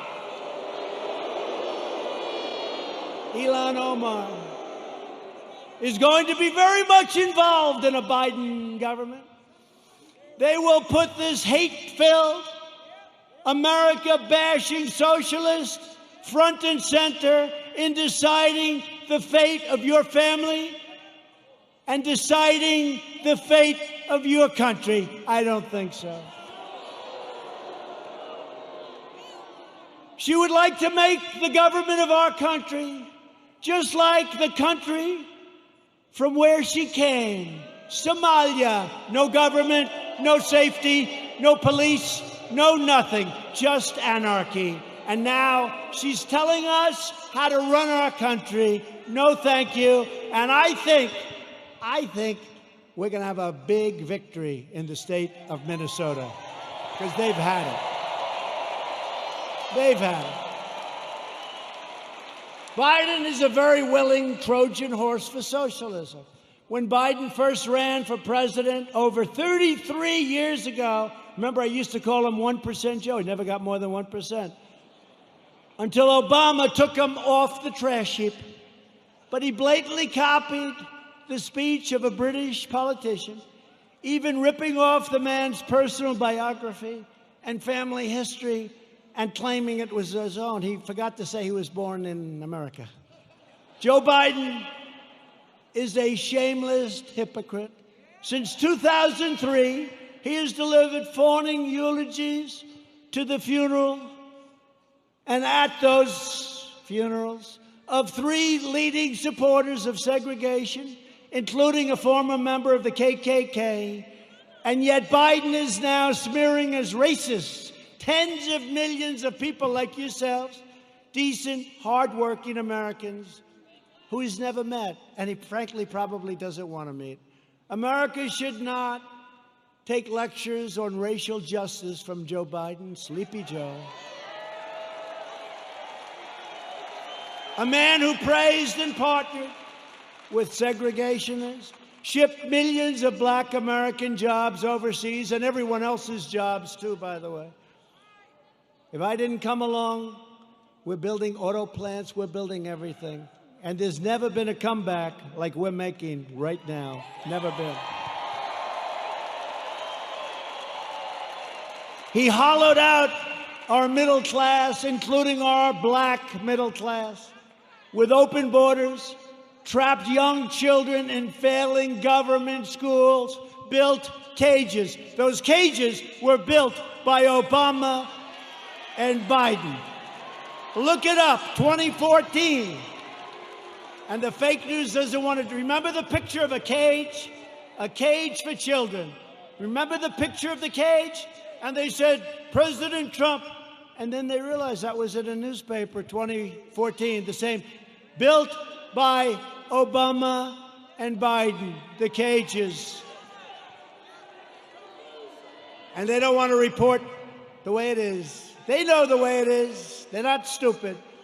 They sent young boys to fight in Iraq while the inner cities crumbled, helped the big banks while hammering community leaders, and made our cities less safe and secure for all. They've done a terrible job, and they shouldn't be awarded. They should not get rewarded with an election victory on November 3rd. That shouldn't happen. It'll destroy this country. Our country will be destroyed. We've all worked too hard. They don't know what the hell they're doing. Some do, actually, but in a very sinister way. Virtually every policy that has hurt black Americans for half a century, Joe Biden has supported or enacted. I've done more for the black community in 4 years than Joe Biden has done in 47 years.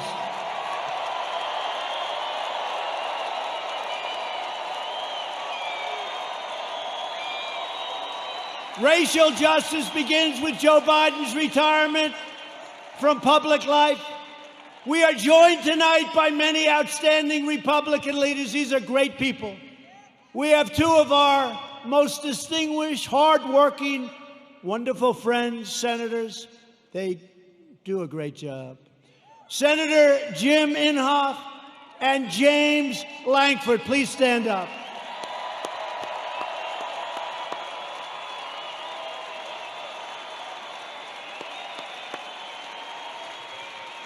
Two very respected, I will tell you, two very respected people in Washington. They're respected by everybody. They do some job, and I'd have you come up, but you can relax. I will say this.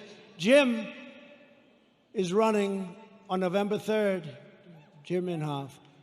He's running on November 3rd. I don't even know. Hey, James, does he have any competition? Is somebody actually running against? There's no competition that he's got. I know he's got James's support. He's got my support. I give him 100% endorsement.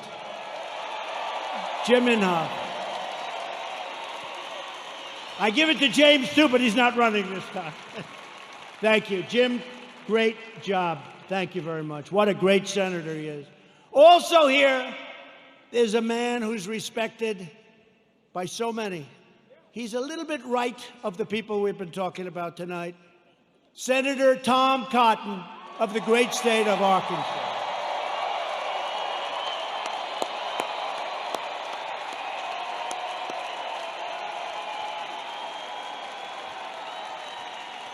Thank you, Tom. They like you people. Thank you, Tom. Great job you're doing. We're glad to be joined as well by a man that I've gotten to know. He's done an incredible job with COVID and with everything else he touches. Governor Kevin Stitt.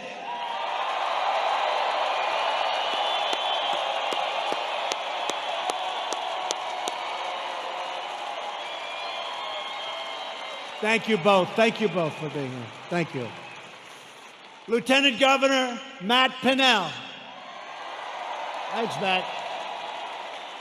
Thanks, Matt. And Representatives Frank Lucas, Tom Cole, he's been here for a little while. He's done an incredible job.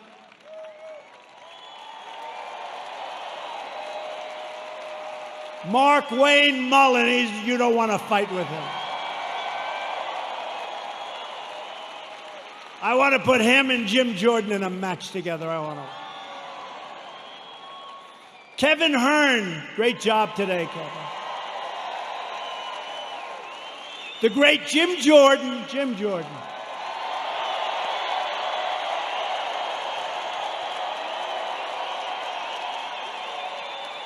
Elise Stefanak.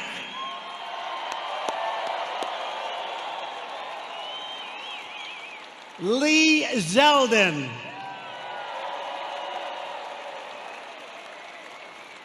Tom Emmer. Tom, thank you. These are warriors, folks. These are great warriors. During the fake impeachment trial, I'll tell you what, there was nobody that could have done the job they've done. That includes the Senate and the House. These people are incredible. David Kutzoff. David.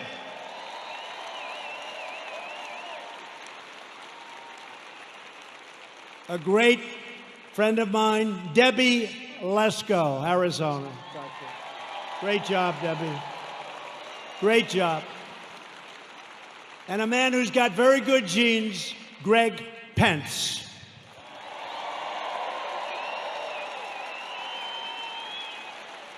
Thank you all. Great job. They're great people. They are. They're warriors. I'll tell you what.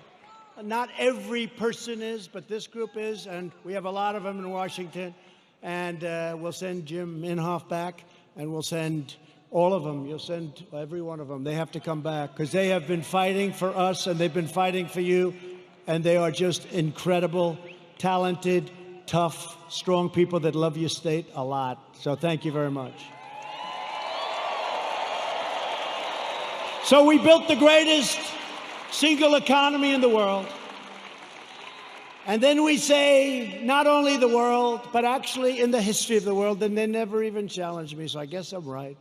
We did it. We had the best numbers anybody's ever had. We had the best employment numbers. African American, Hispanic American, Asian American. The best employment numbers in history. The best stock market numbers in history.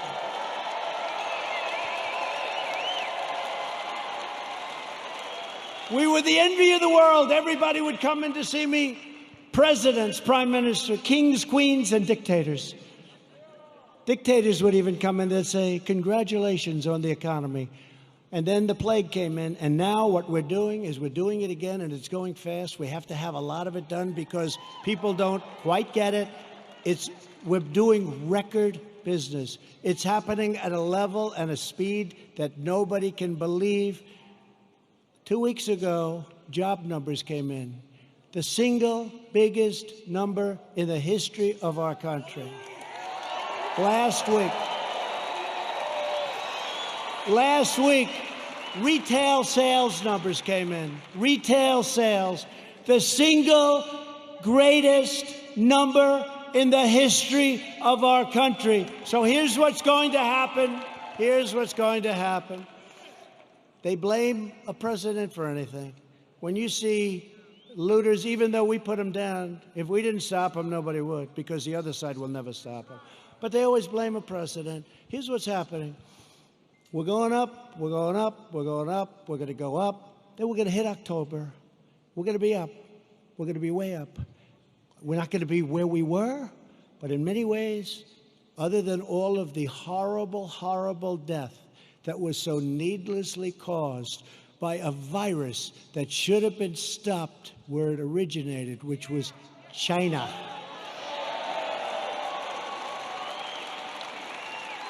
But we're going to go up, up, up, up, August, September, October. And people are going to say, man, this guy's doing a good job. He knows what he's doing. I don't believe the fake news anymore.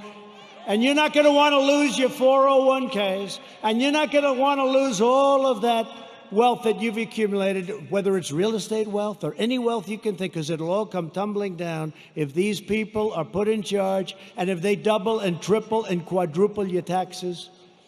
It'll be a whole different ballgame.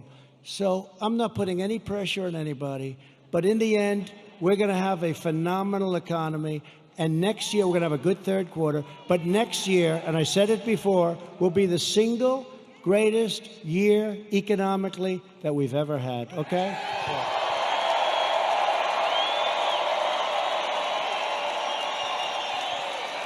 And if you see that happening, if you see it happening on November 3rd, you don't have the guts to vote against Trump. Even you don't have the guts to vote against Trump. Say, wait a minute, darling, my 401k is higher than it was the last time. I don't think I want to take a chance. You're not going to want to do that. The stock market has been the best. Think of this. Go back 1 week and go back 50 days. In that 50-day period, it's the strongest 50 days in the history of the stock market. Think of it.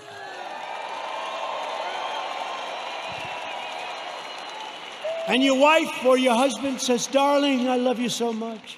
You are such a great investor. And all you did is just keep the same crap you had the first time.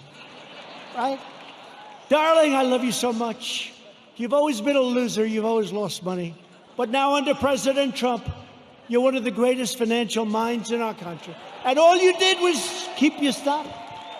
Now, if you think you're going to run against, they're going crazy. They want the stock market to go down, even if it costs them money. They want the stock market to go down, even if it costs them money. And they don't even know why. You know what? They're smart and they're vicious, but they don't know why. I'm telling you, they don't know why. What's wrong with having the strongest military brand new in the world all built? What's wrong with having these great economic numbers? What's wrong with having to close it down? We saved millions of lives. You know, a lot of people say we should have gone herd. Let's go herd. Ask him, how are they doing in Brazil? He's a great friend of mine. Not good. You heard about Sweden, right? Too much. Ask him how they doing in Sweden. We saved millions of lives, and now it's time to open up, get back to work, okay? Get back to work. I recently signed groundbreaking criminal justice reform. I secured record and permanent funding for historically black colleges and universities. We slashed regulations and passed massive tax cuts to give black workers a pay raise like they've never, ever gotten before and lift up black-owned businesses. And I worked closely with a great senator also, friend of theirs, Senator Tim Scott, South Carolina, to create opportunity zones, which are doing incredibly. And since then, countless jobs and $100 billion of new investment, not government investment, have poured into 9,000 of our most distressed neighborhoods anywhere in the country. 9,000. Never happened before. Tim Scott. Today, I'm also announcing that I have directed Secretary of the Interior David Bernhardt to place the John Hope Franklin Reconciliation Park here in Tulsa on the African American Civil Rights Network. So many of my friends have been asking me to do that. So many of my friends, including these great politicians. So we're going to do that. It'll be done very quickly. We will forever remember and honor the courageous people who helped build this state and this country. Democrats are stoking division in order to distract from their decades of failure on schools, jobs, housing, justice, and crime. In major city public schools run by Democrats, over 2/3 of students are falling behind in reading and math, and I think the numbers are worse than that. But Democrats would rather deny these children the future they deserve than allow them to attend the charter, public, private, religious, or independent schools of their choice. Pro-choice. Pro-choice. Pro-choice for schools. It's very popular, but some people it's like a disaster because what it does to certain unions that have a lot of power over the Democrats, even though they know it's wrong. Republicans believe access to education is a civil right. It's a civil right. 20 of the most dangerous cities in America are controlled by Democrats. Think of that. 20 of 20. And so is nearly every major city with a child poverty rate that's over 30%. They're controlled by Democrats. We can name every one of them. The murder rate in Baltimore and Detroit is higher than El Salvador, Guatemala, or even Afghanistan. How are they doing, the Democrats running those cities? Your whole country will be like that. In 2018 alone, our police arrested nearly 12,000 people for murder and manslaughter, 25,000 people for rape, and nearly 1.5 million for assault, violent assault. The Democrats' push against our police will drive up crime and drive up costs at levels you'd never believe. Thousands of innocent lives will be lost. As president, I will always support the incredible men and women of law enforcement.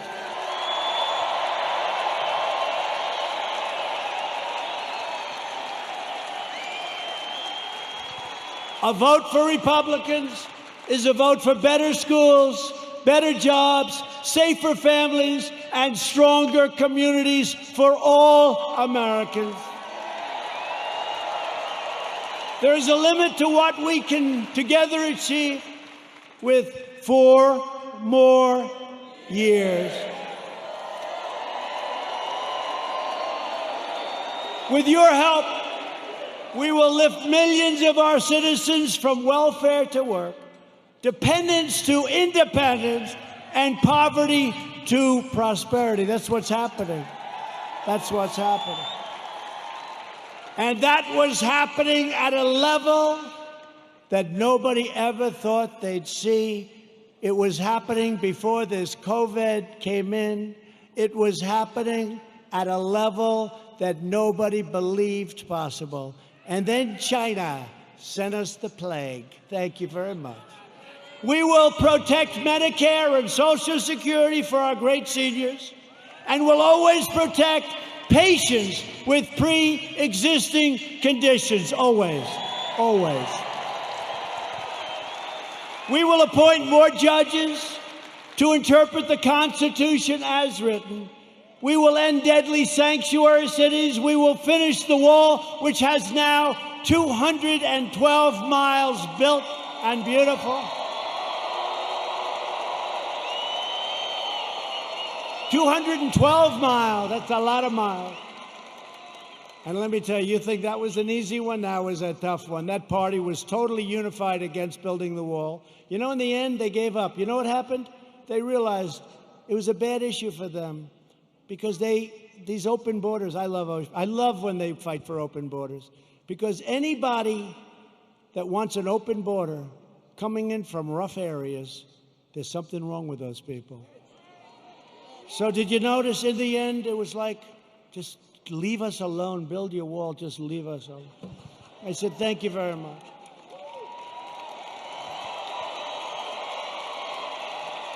And we will elect a Republican Congress to create a fair, safe, sane, and lawful system of immigration that puts American workers first.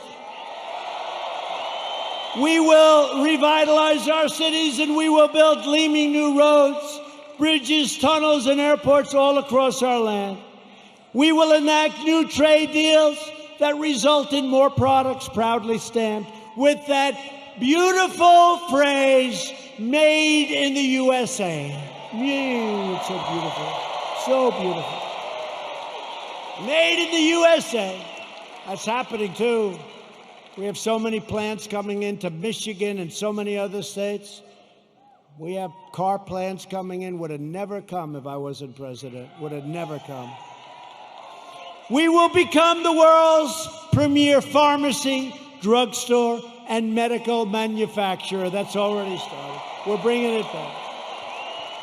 We will keep America out of foolish, stupid, ridiculous foreign wars. We will never hesitate to kill America's terrorist enemies. You know, when I took over, ISIS was all over the place. And I did something that I felt we should do. And we have now obliterated, we have now captured 100% of the ISIS caliphate. 100. And like our depleted military when I took over, like our empty shelves medically when I took over, like all of the things that when I took over it was a mess, we have done a job. You had to see what ISIS was doing. They were getting bigger, bigger, bigger, bigger, bigger. I came in smaller, smaller, smaller. Sir, we've just taken 100%. We will launch a new age of American ambition in space, and the United States will be the first nation to land on Mars. Good program. You saw the beautiful rocket 3 weeks ago go up. Beautiful. We will defend privacy, free thought, free speech, religious liberty, and the right to keep and bear arms.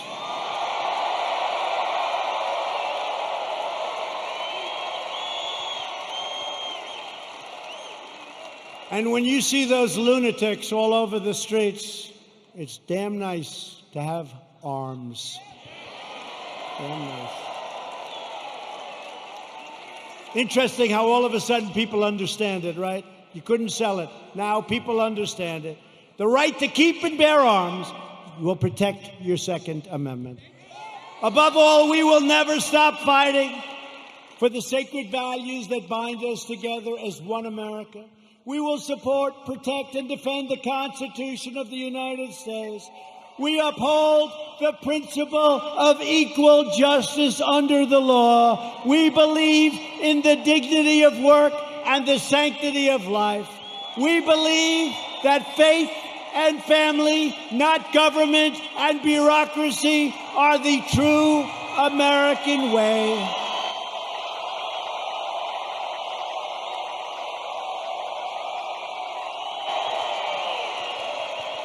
We believe that children should be taught to love our country, honor our history, and always salute our great American flag.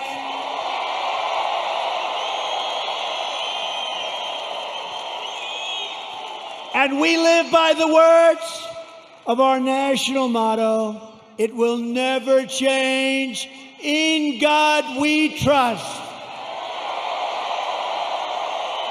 We stand on the shoulders of American heroes who crossed the oceans, blazed the trails, settled the continent, tamed the wilderness, dug out the Panama Canal, laid down the railroads, revolutionized industries, won 2 world wars, defeated fascism and communism, and made America the single greatest nation in the history of the world, and we are making it greater and greater every single day.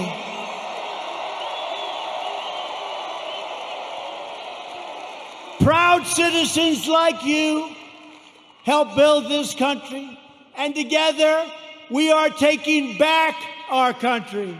We are returning the power to you, the American people. With your help, your devotion, and your drive, we are going to keep on working.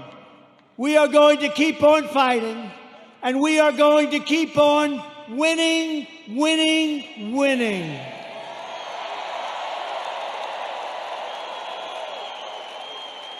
We are one movement, one people, one family, and one glorious nation under God. America will soon be thriving like never before because, ladies and gentlemen of Oklahoma, the best is yet to come.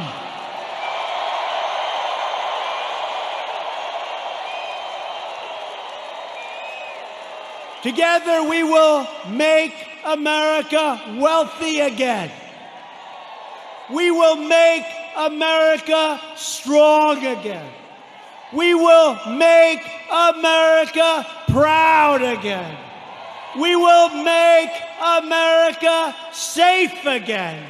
And we will make America great again. Thank you. Thank you, Oklahoma. Thank you.